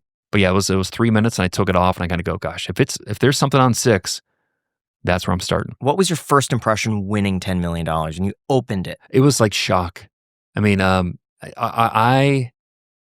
was staring at her when I opened it, and I saw, because we did a test run before, because they wanted us to know what it looked like or felt like when we opened it. So each of us opened it before the episode or before the challenge started. So we knew that a light opens up. So for me, I was going, if I see a light, I know I won. And so I open it up, the light shines, and I pause for a second, like, is this real? And then you hear Jimmy, oh, like, and then you hear the cannons go off. I'm like, oh my gosh, like, I just won $10 million. And so I just took off, and I subconsciously did this like Elvis move. I'm a big Elvis fan. And then I jump and run up to the pyramid, and I'm sure the kind of stunt and safety is going, oh my gosh, please do not hurt yourself. Like, I could have ran over the other side. Good content. Yeah. And then I fell, and I kind of just slid down, kind of like the Joker. And it was just this surreal moment. I just wanted to hug people and thank them. And I just picked up Carl and Chandler, and it was so fun. What was her reaction? I saw it on the show, and I did get a chance to talk to her. So it's kind of like this out of body experience, where you kind of like, you get in the zone and you kind of black out a little bit. It's like when I got home, I remember kind of talking to my wife, kind of going, I can't believe I didn't say and go, thank Tawana or shake her hand. And she just goes, I think you might have, I'm like, no, I don't think I did, because I forgot I did, but I'm so glad I got to go over and talk to her, because I just respect her so much. She was like, she literally was who I wanted to compete against at the end. And she was kind of gracious in defeat. And she said she was happy for me, but I could only imagine how hard it must be, especially for a competitor like her, not to even be able to play.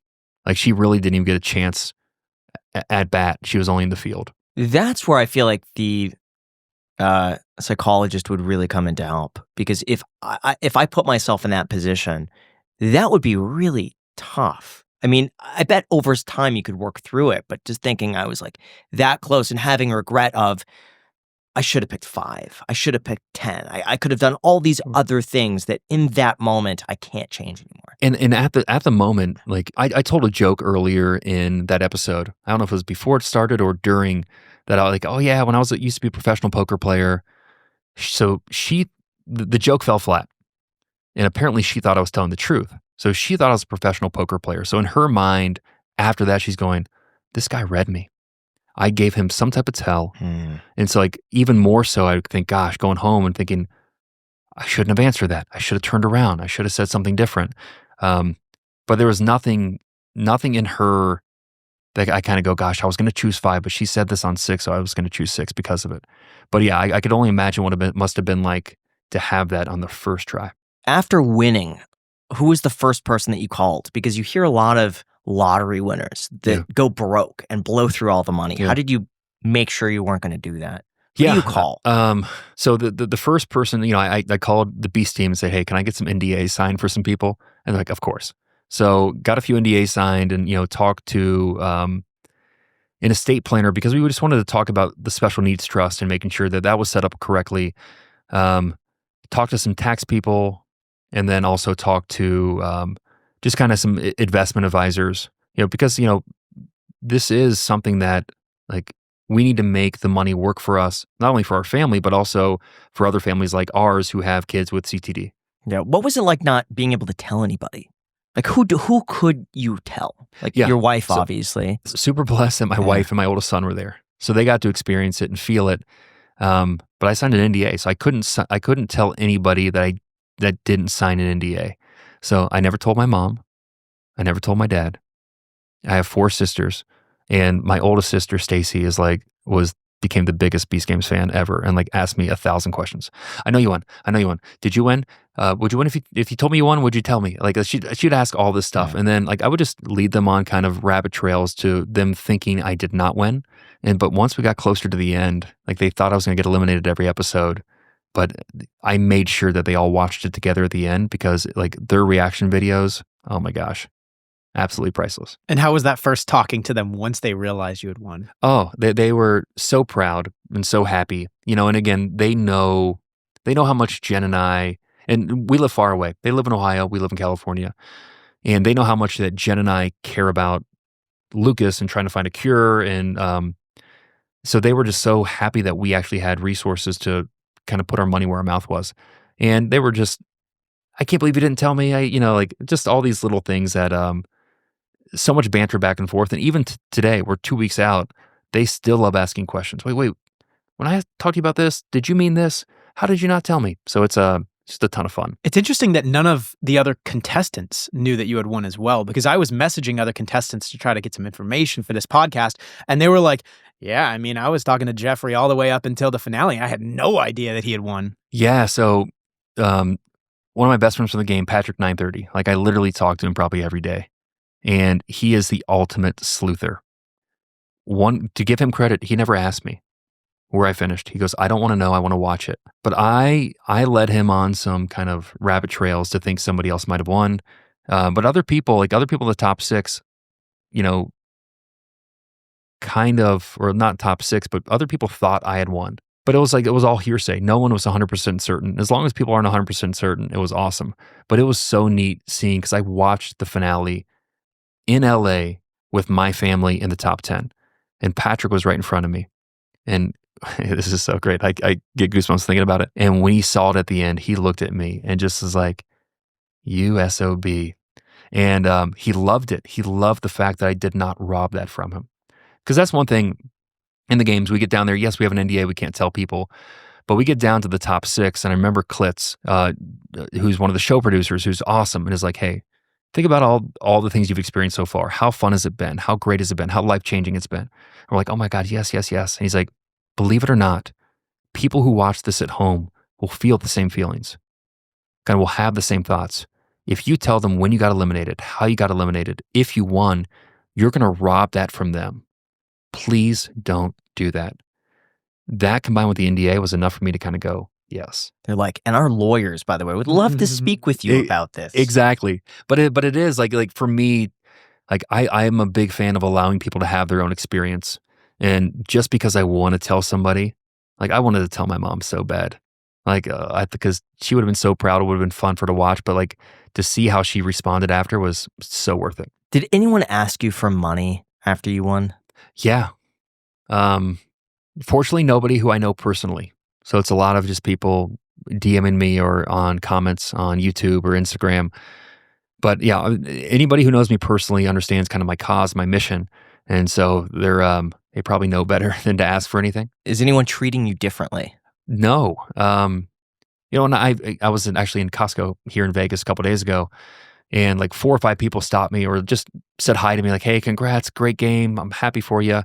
But no one is like doing anything kind of out of the ordinary. Yeah, are you getting recognized just like left and right? I feel like you'd be a celebrity. I think there's a lot of double takes who are like they kind of point at me like it was neat. I had a pilot at the airport kind of come up. He goes, Jeff? I'm like, yeah. He goes, oh, I love the show. So I mean, I've definitely been stopped, and it's interesting because this has never happened before. But everybody's been friendly. I think it helps that the way I played the game and the way what the games kind of represent, that everybody who's watching this is pretty excited for me. You should just say you're Ryan Serhant. I think I'm going to start doing that 100%. Yeah, do you want me to list your home? Terrific. It was so funny. As soon as we watched the first episode and you came on screen, immediately I'm like, yo, it's Ryan Serhant. Yeah. I've gotten that so many times. It's crazy. When did you start to go gray? Probably my 20s. My dad, ever since I've known him, has had salt and pepper. His dad had a kind of bright white hair. So I started going gray in my 20s. I tried to kind of camouflage a little bit. I wasn't ready to fully grow up. And then once I got married, I said, let's let it go. And every year just gets silver and whiter. I think it's a good look. Yeah, no, it helps that like this has like been in the last 5 years. Like people will dye their hair this color.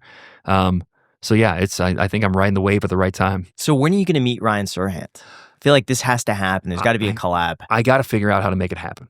And fortunately, someone on his team is a big fan of Beast Games, so I've been messaging him. So hopefully, I can get out to New York and you know what? I'm going to shoot him a text. I'm going to send. Yeah. I'm going to send him a photo right now. Awesome. Let's see. There you go. The collab has got to be coming soon. So in terms of the money, I'm curious, what's it like paying or potentially paying $5 million in taxes? Yeah, it sucks.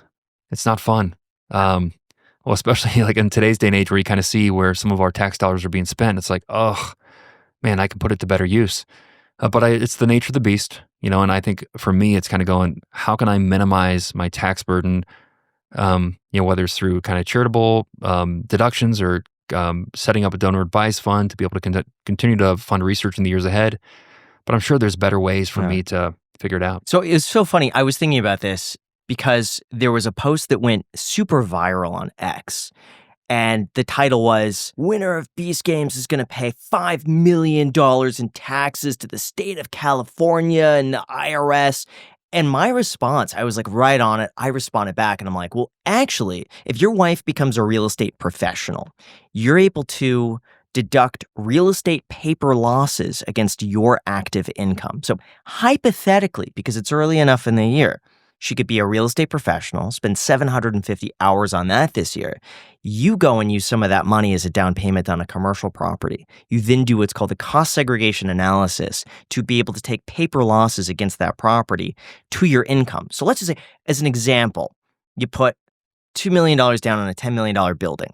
You're able to depreciate $8 million of that building. Now, all of a sudden, you've just saved $2.5 million in taxes that you could then have working for you and not pay, It's funny because I've been on real estate Twitter, real estate X for like 5 years. And so like cost segregation analysis has gotten super hot. Mm-hmm. And I feel like I've never had a reason to do it. And my wife has like always been interested in real estate. So like you might have planted a seed. I'll have to let you know. This would be so easy for you to do now, especially because you're getting a lot of eyeballs on you. And just say, hey, is anyone looking to buy or sell a house?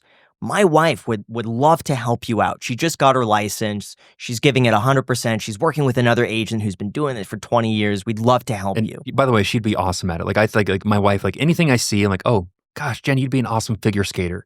You'd be a great chef. Like anything she touches, she's gold at. Yeah. So like, Jen, I think we need to get your license soon. Yeah, the other option, see, I don't know if you could do this because California might want to call this like California-sourced income. I really don't know. They can't be strict about this. But potentially looking into setting up a corporation in another state with no state income tax. Delaware, I think, is pretty popular. Nevada's pretty popular too. Setting up a corporation so that the money goes to the corporation. The corporation pays, I think it's a flat like 20% income tax on that. But then the corporation could then disperse the money as needed. And that way you're not taking the money personally. It belongs to the corporation, but perhaps that could be used to fund research or certain things. So now you're only paying 20%, $2 million in tax, which is a lot versus 5. Graham, you're hired. No, I mean, no. My fee is, by the way, only $1 million. Exactly, yes. So that's a great deal for you. Yep, it's just 25% of all the savings. These are awesome ideas. And one thing that's just happened recently is once this got out, and I've been introduced to some more people through some great connections, so connections I trust. I've had some awesome conversations with tax attorneys that like totally opened my eyes to, obviously legal structures to be able to kind of preserve and grow your wealth. And it's like, these are things I would never have had access to. Like these tools of the uber wealthy, man, it is crazy how much I didn't know. Did you get any bad advice? Like someone's telling you like, I got this new roller skating rink. It's going to be the next big thing, or this new meme coin. No one's pushing, no one's been pushing too hard at things, but like I definitely have felt some people planting seeds like, oh yeah, like, I might have this opportunity coming up, let me know if you're interested. It hasn't come to fruition, but I'd imagine I'll be getting a lot of phone calls. People say money doesn't buy happiness, but how did it feel to win $10 million? Winning $10 million was awesome. Did it bring me happiness? I'd say at the time it kind of brought me like stress. But ultimately after it kind of fizzled out, like I think peace of mind is the ultimate gift of the $10 million. Everything my wife and I ever dreamed about has kind of, we have line of sight to it because of winning Beast Game Season 1. Now, besides buying the Lamborghini, was there anything that you spent money on? I'm joking, by the way. I mean, it's so funny because like so many people have said that to me, and I picture myself in a Lamborghini, and I just feel so out of place. With the top down. Oh my gosh! See, I always think you won $10 million, but what about 20? If you just put it on black, because I think black is a lock today. That's what I think. Or just on a coin flip, tails. That's what I'm saying. I would love to do that. I mean, how fun would that be? But we'd have to get Jimmy here because it's good content. We need to get this thing filmed. The first thing we spent it on, and we spent this actually before we got the money, was we just went on a nice, really nice family vacation to Maui. My kids have never been on a beach vacation, even though we live in California, and we brought the in-laws, so my sister-in-law, her husband, and their kids, and we just had an awesome trip. But other than that, you'll still see me cruising around town in my Honda Odyssey minivan. Maybe I'll upgrade it to a Tesla Model Y someday. Elon, at dinner, maybe you can give me a nice deal on that too. Are you getting any other opportunities because of the show, like appearances, like people pay you to show up at the club? I mean, what? That's the one thing you choose out of all of the other opportunities? I'm just saying. Like, cool people reaching out. Like who's reached out to you? Who's slid in your DMs? Yeah, no, what was really interesting was like a couple days, like it might have been a day after, like Logan Paul slides in my DMs and he's like, yo, bro, like, dude, that was awesome. I love you. I love how you played. I'm so proud of you. I'm happy for your family. And I'm like, and Logan, we're both from Ohio. And we actually went to the same college. I'm just way older than he is. But it's just like, Logan Paul just DM'd me? Like, how cool is this? Yeah, and I've had some opportunities. I mean, to be here on your podcast is like crazy. I've seen That's your... so cool. Thank you. It's a blessing you're showing up here. I know. Yeah, and I got to be on Good Morning America. My wife's like, what are you going to do next? Dancing with the Stars? I'm like, maybe. Like, I got rhythm. But it's just, the doors have opened and I get to tell Lucas's story and I get to share my story. And it's been awesome. I mean, I hope more doors open up and I'll definitely let you know. And do you miss competing in Beast Games? Like, was there a part of you afterwards where you're like really sad it's over? Oh, that's one of the reasons why people don't take bribes is playing the games is so fun. Like the fear of missing out and not playing anymore is real. And so the challenges are fun. Thinking about the challenges are fun. Strategizing on what you think it's going to be and how you're going to respond. So when it's over, it's kind of like, now what? So I wish I had something to fill that kind of competitive, strategic void. So you received the $10 million wire only recently. Mm-hmm. Could you show us that screenshot? No. So that's what it looks like. Isn't that crazy? That is nuts. There's a lot of zeros there. Wow. How many people have seen that? Like, do you just show it to people? Like, check this out. Everywhere he walks. Yeah. No, I mean, obviously I don't want to do that. It puts a target on my back, but I posted it. So Jimmy posted it on Twitter, like, just wired $10 million to the winner. And I post my receiving side of it and say no take backs. And it's just surreal. Like to see, again, to win $500,000 is amazing. $1 million, $2 million, $5 million. Are you kidding me? $10 million is ridiculous. I mean, it really is absolutely ridiculous because I signed up on a little webcam video with my son. You should have messed with MrBeast and just said, dude, I never received it. I should I don't know what happened. That would have been hilarious. It never hit my account. Yeah, can you Where send did a it new go? one? I'll Send it again. I'll do that after I win season 2.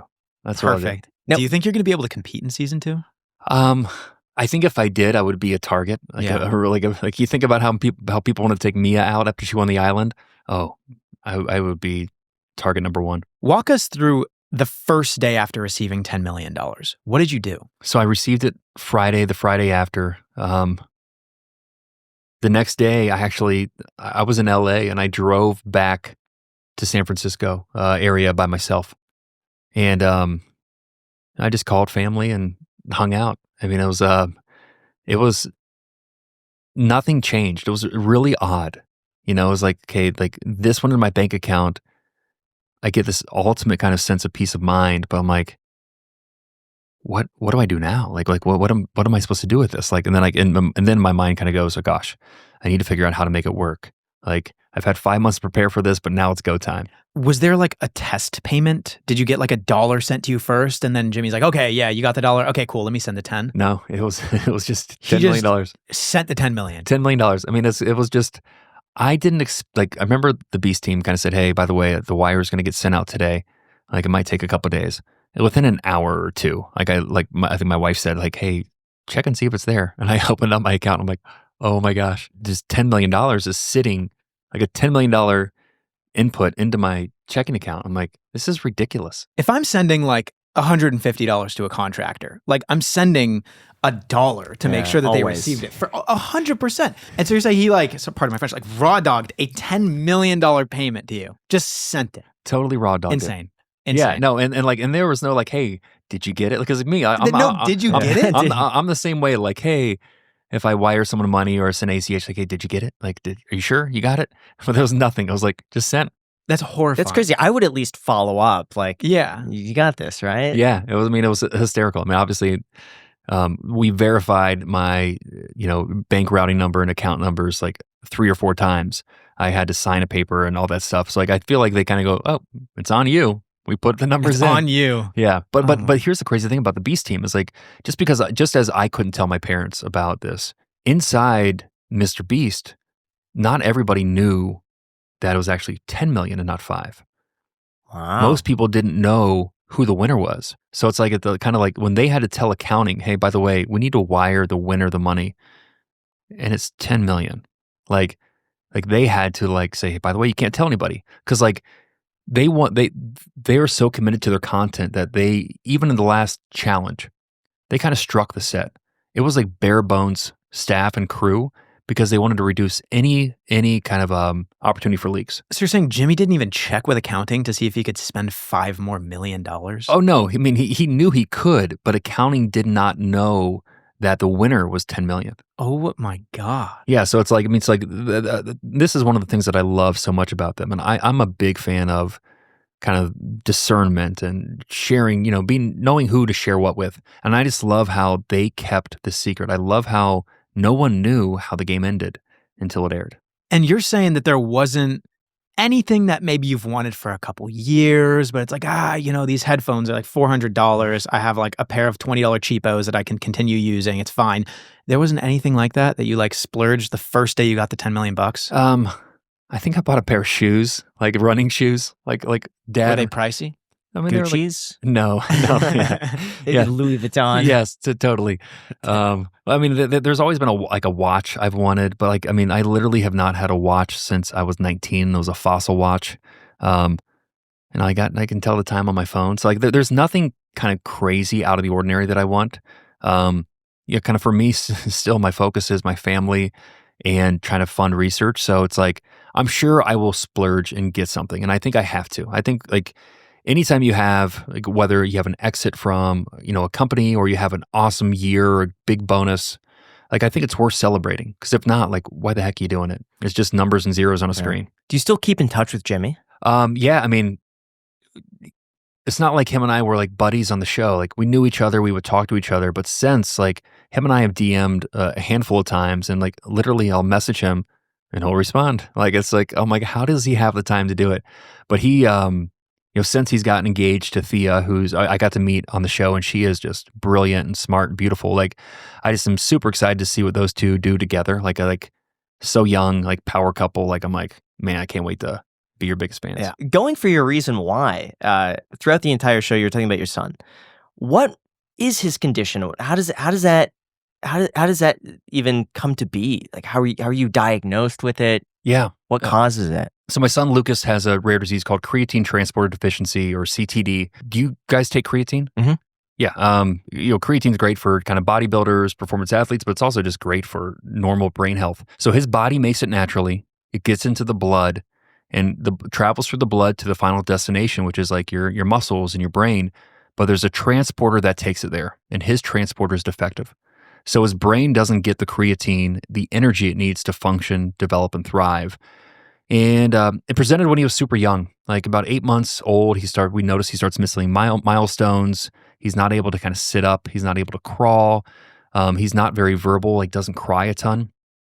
We hooked him up to every machine, did every test, saw every specialist for like 18 to 24 months. And there was no answer until finally we called in one favor and they're like, hey, yeah, like, maybe you should try to get an MRS in addition to an MRI.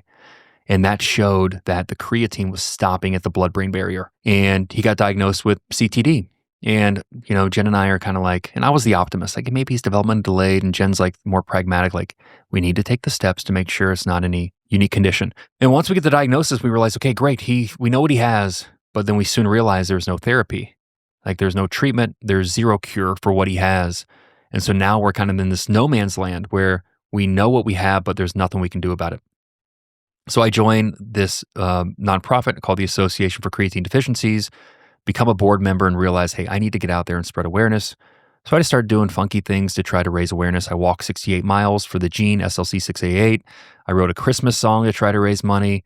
My son, Jack, and I did this kind of rendition on Home Alone 2 to try to raise money. And we're just trying to do all we can to kind of raise more awareness and raise money to try to ultimately find a treatment. But Lucas is a sweet boy. He's a happy boy. How difficult is it to raise money? It's hard. It's more difficult than you think. 'Cause, these people who are super philanthropic, who have big pockets, they also want to change the world. And for creatine transporter deficiency, there's less than 400 kids diagnosed. So there's certainly bigger ends that you can impact. So, and then also academia, it's tough to get them interested in something so small. Big pharma, obviously it's, and I don't blame them. They're in a for-profit business. They want to make money. It's hard for them to invest into stuff that is really hard to recoup your investment. So a lot of the fundraising depends on parent advocates. And there's a lot of people who are kind of repeat donors who are awesome. But to fund and cure a rare disease costs upwards like $50 million. Yeah. What do you think is the best solution to finding a cure for something like that? Cure and treatment are kind of synonymous. I mean, technically a cure is like something that like, hey, it's never going to happen again. Sure. But kids will be born with this. And the ultimate goal is to have a kid diagnosed at birth and receive a treatment within a week that will ultimately allow them to have a normal life. And that's the kind of the summum bonum. That's where we want to get. That's like the highest good. But to get there, like there's different kind of ways you can get there. It could be gene editing, gene therapy. It could be drug repurposing, like finding drugs that are already proven safe and effective by the FDA, repurposing them and realizing they can get creatine in the brain. Or like Stanford's working on small molecule. Like how can we make something so small that it can get through the blood-brain barrier to help either induce creatine creation in the brain or bring creatine to the brain? So like we have researchers at Stanford and Italy and British Columbia and Toronto who are doing awesome stuff. And I think eventually we'll crack the code, but boosting this with an injection of money is, fingers crossed, going to help it get there quicker. How can viewers help if they want to? Yeah. They can go to, actually right now, me and my friend Jeremy from the show are rucking across California. So we're carrying the weight of Lucas between us, and we're rucking 365 miles across California to raise awareness and raise funds for the 365 days a year that Lucas suffers with this condition. So you can go to ruckforrare.com right now and see ways to contribute. But you can also go to my website, legacy831.com. There's a ton of information on CTD and other ways you can get involved. But spreading the word and even contributing, just even a little bit, really helps us go a long way. Yeah, I've been watching your videos. I really enjoy it. Good. Yeah. So I'll link to your channel down below in the description. All of that stuff will be linked down. Highly recommend you guys go and subscribe and support because the videos are really interesting and like sharing some of the behind the scenes from your perspective is really cool. Awesome. No, I'm glad you enjoy them. How did his condition change your life? In a ton of ways, it changed my life. it immediately kind of forces you to change your priorities and change your perspective. So Lucas brought faith back into my life. And he also allowed me to kind of see the beauties in the bumps. This is a challenge that is lifelong. Like Lucas, as of today, will live with mom and dad forever. And eventually there will be a time where mom and dad are gone. And where does Lucas live? Like, will people take care of him? Will he be treated well? And so for me, it just forced me to look at things differently and see the things that are important. Like Lucas has given me so many blessings in life. Like my outlook, how I treat others, how I value my family is so different because of what he gave to me. So, like one of the reasons why I'm out rucking across California, and one of the reasons why I set up for Beast Games is going, if I can ever repay all the blessings he's given me, man, I will be a happy man. I'll be a happy dad.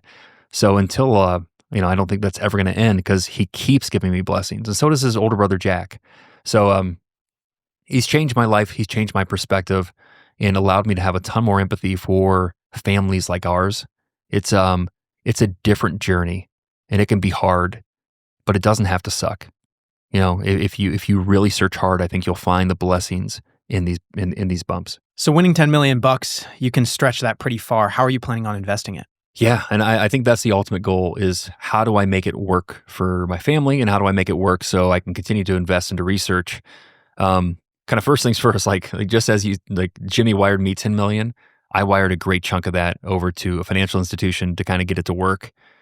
And right now it's kind of sitting in kind of some treasury ETFs as I figure out kind of where I'm going to put it. But it's like, this opens up a whole new world for me because I'm now a qualified purchaser. It's like structured products, different private investments I would never have had access to. So there's different things I want to do to make sure my family's taken care of over the long term. We got to look at kind of PPLI. We have to look at long-term care insurance, like making sure we do things so our kids don't have to care for us. But also like, how do I make sure that we're funding the research we need to? How do we stretch those dollars? So making donations this year, setting up a donor advised fund to continue to invest over the years and hopefully into great investments so those dollars grow. It's a great problem to have, but it's a little overwhelming. So I have a great team of people who I know and trust who are helping me. And the ultimate goal is to stretch these dollars to continue to make an impact on my family and other families like ours. Yeah, it seems like all the fancy stuff, like if people try to pitch you like, oh, I got this great fund and this and that, like it's just distractions. It usually is. It's usually the really simple approach of like, hey, 70% US equities, 20% international, 10% treasuries / cash tends to be the safest and like long-term does really well. Yeah, and my wife is more conservative. I'm more, when it comes to investing, I'll specialize. Like, when I look at my IRAs, it's like my Roth and my traditional, I own 3 stocks in it. And that's it. You probably would. What stocks? Tesla. I own MicroStrategy and I own Coinbase. Very risky. How long have you owned those? A while. So I've had a good run. Those are insane stocks to own recently. Yeah, so I've had a good run on those. And for me, especially being in my IRA, it's like I can be a little more risky, at least how I do it. And then, so this other stuff, I'll be a little bit more conservative and take my wife's approach and kind of your approach and just make sure these dollars stretch. Wow. Don't tell Jack whatever you're investing in because as soon as he buys it, it's going to go down. No way. Every single time. It's bad recently too because do you remember how I was like, I have way too big of a cash position right now, like I need to buy stocks, so I created a whole new, I use M1 Finance, at least right now, I won't forever. I created this new account within my M1 account and it was called my VUG account. It's my growth stock. It's like an index fund basically. Put a bunch in there. I was averaging into that. I've been doing that now for like probably about a year, and then I realized my cash position's too big, so I started really putting money into it. I remember you telling me about dumping money into it. At the end of the year when the market was at its peak. At the end of the year. And I'm overall down so much in that account, and it's an index fund because I just bought it the wrong time. And I've had it for over a year. I just I did small investments while it was obviously just skyrocketing. And then right at the peak is when I just unloaded into it and I'm down so much. Isn't it crazy how it works out? I mean, but it's consistent. It's not working out. But this isn't a one-time thing. It's crazy how it all works out. Well, hey, but it's doing the exact opposite. But you got to hold it. Oh, well, yeah. I mean, I don't let it keep me up at night. In every day that the market's down, I'm like, well, my averaging in, because I don't even have enough money now to like continue bulk investing like I was. So that's the worst. But this has been going on for years. I mean, this has been like since 2020 or 2021. Everything. And you know what's crazy? Are you your generation's Jim Cramer? I think I am, because also I built up this Robinhood account, and I've talked about it on this podcast before, and I built it from I think it was like 22 grand all the way to 75. The best investment that I made was Dogecoin, and I turned $100 into just shy of $17,000. And then I parlayed that into basically everything was call options on Robinhood and Palantir. And then that was when they started plummeting. And so I got margin called, and I was forced to sell my call options on these. So I couldn't hold on to them anymore. And that's like leveraged positions. Yeah. And guess what's happened to Robinhood and Palantir recently? Crushing it. They're crushing it. But guess what happened to me? I had to give away my shares because I got margin called on that account. So it's short-term calls? It was long. So I maxed it out in terms of the time. So I think it was like a year and a half. Margin. And so I don't know what it is, but especially with the recent purchases of the index funds, it's crazy as soon as I start loading in. Because I've had it for over a year, but I'm still down. So you're a big Tesla fan. Yes. Are you getting long options on Tesla? Yeah, but the thing is, it's like the heavier I go into something, usually the worse it performs. And I haven't gone incredibly heavy into Tesla. It's one of my smaller positions. Exactly. It's still okay. I was pissed on Robinhood because I was investing in Robinhood, and Jack saw me buy Robinhood stock, and he's like, "Oh, I'm going to buy some of that too." Like immediately the next day, I would have hundreds of thousands of dollars right now in my Robinhood account because of Robinhood stock and Palantir, because they've just been going like hundreds of thousands of dollars. But here's how bad it is. There was a day where Robinhood just kept going down. It was down like 80%. And I go to Jack. I'm like, I'll pay you to sell your stock. And he's really stubborn. He's like, no, like, come on, there's got to be a price. I could pay you. Guess what? We come up with a price. He sells his Robinhood stock. The next day, it's up 10%. So when you read those financial questionnaires to kind of figure out your risk profile, it's like, if you lost more than X%, do you buy more? Do you hold? Do you sell? You're the one who sells? No. Like I do the right thing now, at least. After that whole, Palantir and Robinhood fiasco, I now do the right thing. I'm dollar cost averaging into index funds. That's everything. That's all I've ever done now since that incident.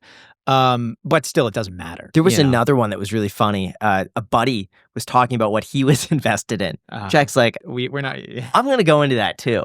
He buys into it, and this person is always my buddy like, didn't know that I bought into it, but he's always right on the money, very smart, and he's got into like certain things before they've taken off. Like his track record is fantastic. So Jack knows this. Is like, well, if his track record's like basically 100%, I'm pretty safe buying into this. How is that doing? I had to sell because I bought calls on it, so I just leveraged positions and basically lost everything. But it wasn't. I love how so conservative you are to dollar cost average into index funds, but you're doing leverage calls. Well, the thing is, like, I did that with like an account with $2,000 in it, but I do have like my daily auto invest, which is more like not more than. But it's a substantial amount that I'm investing every day into. I love that you DCA every day. That's great. Yeah. A lot of people do it every week. I prefer to do it every day. Graham's a weirdo and he likes to manually do it every day. But I recommend it to a lot of my friends. We have a few friends who we know when they buy into something, it's the peak. And so with Bitcoin, we have one friend in particular that's like, no, I'm not going near that. And we know, okay, when that person buys in, we sell. Yeah. We have to, because that's the peak. Yeah. Like, I was always a little bit skeptical. Graham is very, what do you call that word? That word? Optimistic. No, it's not optimistic. It's when you don't want to walk under a ladder. Superstitious. Yeah, Graham's very superstitious. So he starts connecting the dots with a lot of things. And I am exactly the opposite. And he brought this to me, this whole Jack trading, Jack inverse trading thing. And I'm like, I don't believe it. Recently, it's really hard to ignore with the index fund thing. Well, it's so funny. I forget who you had on the show, but he talks about like knowledge parity. Where it's Chris Camillo, which I loved, and it's like to be able to spot these trends. But once you it's like your friend, like once he starts talking about it, okay, it's time to get out. Like, if he's getting in, we get out. So we got a good group of friends, diverse enough where I know if this person buys this, sell. If this person sells that, buy. I love it. just between them, I think we got the markets covered. That's so good. But Jack is like the ultimate bellwether of like buy or sell. Like the greed fear index. I think it's the Jack of the past. I think 2025 and beyond is going to be. I think I just need to make more Dogecoin investments. No, some honestly, super. You could make a lot of money. Just people pay you just to know how much you're investing in the market and what you're buying, so they could do the opposite of that. Yeah, but if they're paying me for it, then like the universe would want to minimize the amount of gain that I possibly have. So if they're paying me for it, then like the first couple trades I would do would be successful, but to a very small degree, to where everyone's like refunding their money to me, and then I would start. Yeah, that's what I think. But no, index funds, they've been overall, I'm positive, but way less than I probably should be. Well, and especially at your age, your timeline is so you got a long timeline. Yeah. So good to know that you have some plans to mitigate your tax implications. And that's going to be pretty brutal when you end up paying that. Yeah, and we'll have to report back whether we have this amazing new realtor in Northern California we got a great commercial property. So I have to see if that. Good. Yeah, keep posting videos. I think that would be really important, and do more appearances. I think the more awareness you raise, especially now because you have, I think, a few months now where you could really maximize everything before people are like, oh, I've seen the show already. I don't need to watch it again. Yeah, old news. But you got season 2 is coming out. Yeah. Exactly. I think you got 3 months where you could really make the most of it. Awesome. So I would. Do you have any regrets from the show? No. Obviously you look at the ultimate outcome. I won season 1 of Beast Games. I won $10 million. Like, for me to have regrets, I think is like super selfish. So no, regrets per se, but there are times where I wish I could have maybe helped a friend more. Like one is on the telephone voting game. Like, could I have done something different to have helped Patrick get to the final 6? Granted, he could have beat me in the top 6. He thinks he could have, but he wouldn't have. But like those are the types of things. Like, could I have done something different to help a friend get further? Well, speaking of a friend, I would love to have Jeremy on here, who turned down $1 million. All right, Jeremy, how did it feel to reject $1 million for the sake of your team? And then it seems like shortly afterwards, everyone forgot about that. And it seems like there was an uprising against you. Man, I feel like that's more of the editing. You look back at episode 4, and there was definitely a lot of drama for sure. But I was able to receive the majority of the coins and still make it to the city and to be able to bring really good people through. So it's interesting how loud a few people can make a room. Why did you turn down $1 million, though? Ben Shapiro got very upset at you for turning down. I've got to watch that. I haven't seen it yet. You should. Yeah. He gets very frustrated. All right, Ben, I'll take it. Not that frustrated, but he was not thrilled. Yeah. Well, and I get it. If you're looking at it from just a financial point of view, if you're looking at it from a game as well, again, it is a game. We're there to win money, but it's also this experience, and it's this massive social experiment of that line of who you are in the real world and who you are in this game. Well, this game is still the real world. How are you perceived? What does your word mean? And in this situation, I've been voted in as a leader with 60 amazing people that every battle you go into is this $5 million battle. And we lost and got resurrected, and it was incredible. And then they put their trust in me, so I wasn't going to break that. And I looked down, I've got really good friends there. We've got Jordan, we've got Jeff is down there, we've got Daphne, we've got Dallin, there's Tim, just so many incredible people that have these dreams and these visions and these things that they would like to receive from this. And these people have all turned down bribes to be here. Episode 1, they could have hit a buzzard and could have taken anything from $10,000 all the way to $100,000. Again, looking down, Jeff is a dear friend of mine. I care for his family and want to help his son and their condition to see if we can spread this awareness. And everyone's like, well, then if you really cared, you should have hit the button and just given him some money. But it's like, well, no, there's so much more to the journey than that. And to turn down $100,000 and then to have it be ripped away from you, literally almost the next day, that's brutal. Was it easy? An easy decision? To not take the $1 million? Yeah. Yeah, for sure. So you knew from the start? Yep. And again, I've got 4 kids at home, and I want to set an example for them of, if we're going to get ahead in life, it's not because we're lying to people. It's not because we're being deceitful. If there was an opportunity to take that $1 million and eliminate myself, oh man, I would have taken it and I would have been home in a minute. But again, I want my kids to have that level of integrity and understanding that the decisions that we make have massive impact. Hypothetically, let's just say it didn't stop at $1 million. It kept going. Is there a point where you would have hit it? It gets to $5 million, $10 million, $15 million. I don't know. We're going to have to find out. Play it back. Talk to Jimmy. Talk to your dad, Elon, and let's just see. Because right now I would like to say that, I still wouldn't hit it. For the record, he mentioned my dad, Elon, because we had previously discussed that, like, there's a rumor going around, apparently, that funny. My dad's Elon Musk, or that, like, my wealth and my dad's alleged wealth is directly tied to Elon Musk's wealth. And some, like, mineral mine. It had a lot of likes. Emerald mine. Yeah, so someone commented. That's what we've heard all through Death Valley on this rug. Yeah, that's what hearing the rumors of this. The idea is apparently somehow that I'm like, I have a trust fund. And these people are commenting, and they get hundreds of likes on these comments of people, like, saying I have all of this wealth. And then other people are commenting back. They're like, really, I've been watching the show for years. I had no idea that Jack's dad was Elon Musk, or Jack's dad's wealth is directly tied to Elon. And Jack has this trust fund. He's like, oh yeah, you didn't know about that? Well, there's clear evidence. And I'm like, just reading through this comment thread of this one guy, and they're getting so many likes. So it's, show me some evidence. I would love to know where my trust fund is. Don't know where it is, but I think it's because I figured it out. Yeah. Because there was the PayPal mafia, which is like all of these super, super intelligent investors. Mm-hmm. They're all incredibly wealthy. Elon Musk was one of them. One of the mafia members' names is Jack Selby. Not me, Unfortunately, it's not me, but we share the same name. So that's pretty cool. I remember. Okay, so at least it can be rooted in some grain of, like, find one picture of me next to him, please. Like, see if we're even following each other on Instagram, at least before you say, oh yeah, like this guy's, there's no evidence. People don't do research. When they read a comment like that, they just take it at face value, like, oh wow, yeah, that must be true, because this guy said it had 200 likes, so 200 other people agreed with it. Yeah, and if anyone knows that Jack Selby, tell him to reach out. I'd love to have a conversation with him. I think having him on the podcast would actually, like, we could have the best title of all time. Jack Selby is now worth $100 million, not clickbait. It'd be amazing. See, there you go. So prove to the world once and for all. But what about rumors for you that you're a cult leader? Oh man, that was so funny, because I'm definitely not a cult leader.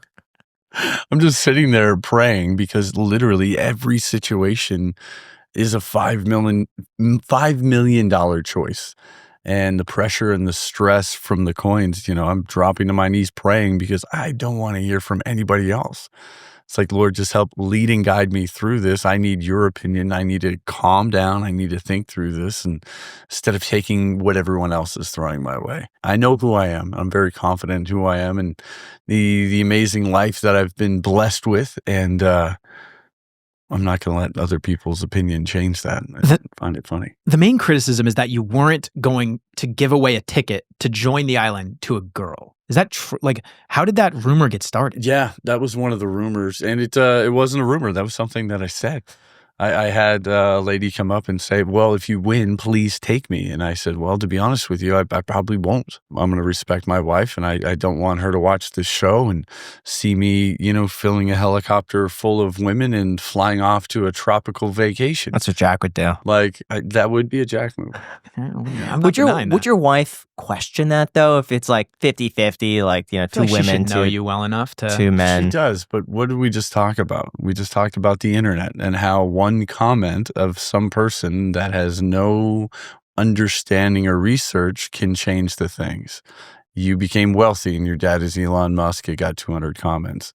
It just takes one comment on the internet to say, oh, Jeremy has this behind the scenes relation, and it's just foolishness. And how would that impact your life if someone were to say, yeah, he picked her because they were having romance behind the porta potty? I feel like that'd be so disrespectful to my home and my personal life and my wife.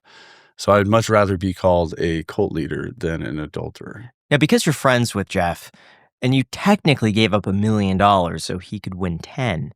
How does it work if you guys are out at a restaurant? Like, who pays the bill? If I had enough money to pay the bill, maybe I'd take it. But most days, as much as I eat when we go out, he has to take care of it. Do you The pick sushi expensive? bill. You pick expensive spots? Oh, not expensive. I just like a lot. Okay. Like the first time I think we went out to eat, even before the winning of the game, I ordered 20 chicken wings. He's like, "No, we all got food already." It's like, "No, those are for me." He's like, "Oh." There's nothing like it. Yeah. That is a great feeling. Dude, I just realized we have Ryan Serhant and Brandon Turner. Oh my gosh. That is hilarious. That is hilarious. The real estate gurus are here. Yes. So Brandon Turner, what's the best way to invest in multifamily real estate? Now, listen, a lot of people are still into the real estate game, but we're actually going more into agricultural, but mostly into chickens. The price of eggs is going to be what's going to deter the market. So everything that I've put into real estate is done. Chicken farming, everything we've got. How much does that cost? I think we're taking out a $35 million loan, 18% interest. Growth rate of the chicken eggs is pretty good, huh? Sorry, that's all. Can I throw you some money? Are you raising? Could Jack buy in? We're raising our own. Sounds like a good deal. Thank you so much for coming on the Iced Coffee Hour. Seriously, it means a lot that you took the time out of your day. I'm sure you're a very busy man. Congratulations. And I can confidently say I feel like the right person won Beast Games. Watching you on the show and also meeting you in person, you're like the nicest. Really, you are. It's so enjoyable to spend time with you. Thanks for coming on the show. Yeah. We're also going to be making a donation. And anyone else who wants to follow along, do that as well. The link is down below in the description. Oh, amazing. Thanks so much. Hope to see you guys soon. Shout out Jeremy, Brandon Turner. Shout out. Thanks. Shout out Ryan Serhant. Yeah. Thank you guys for watching. Till next time.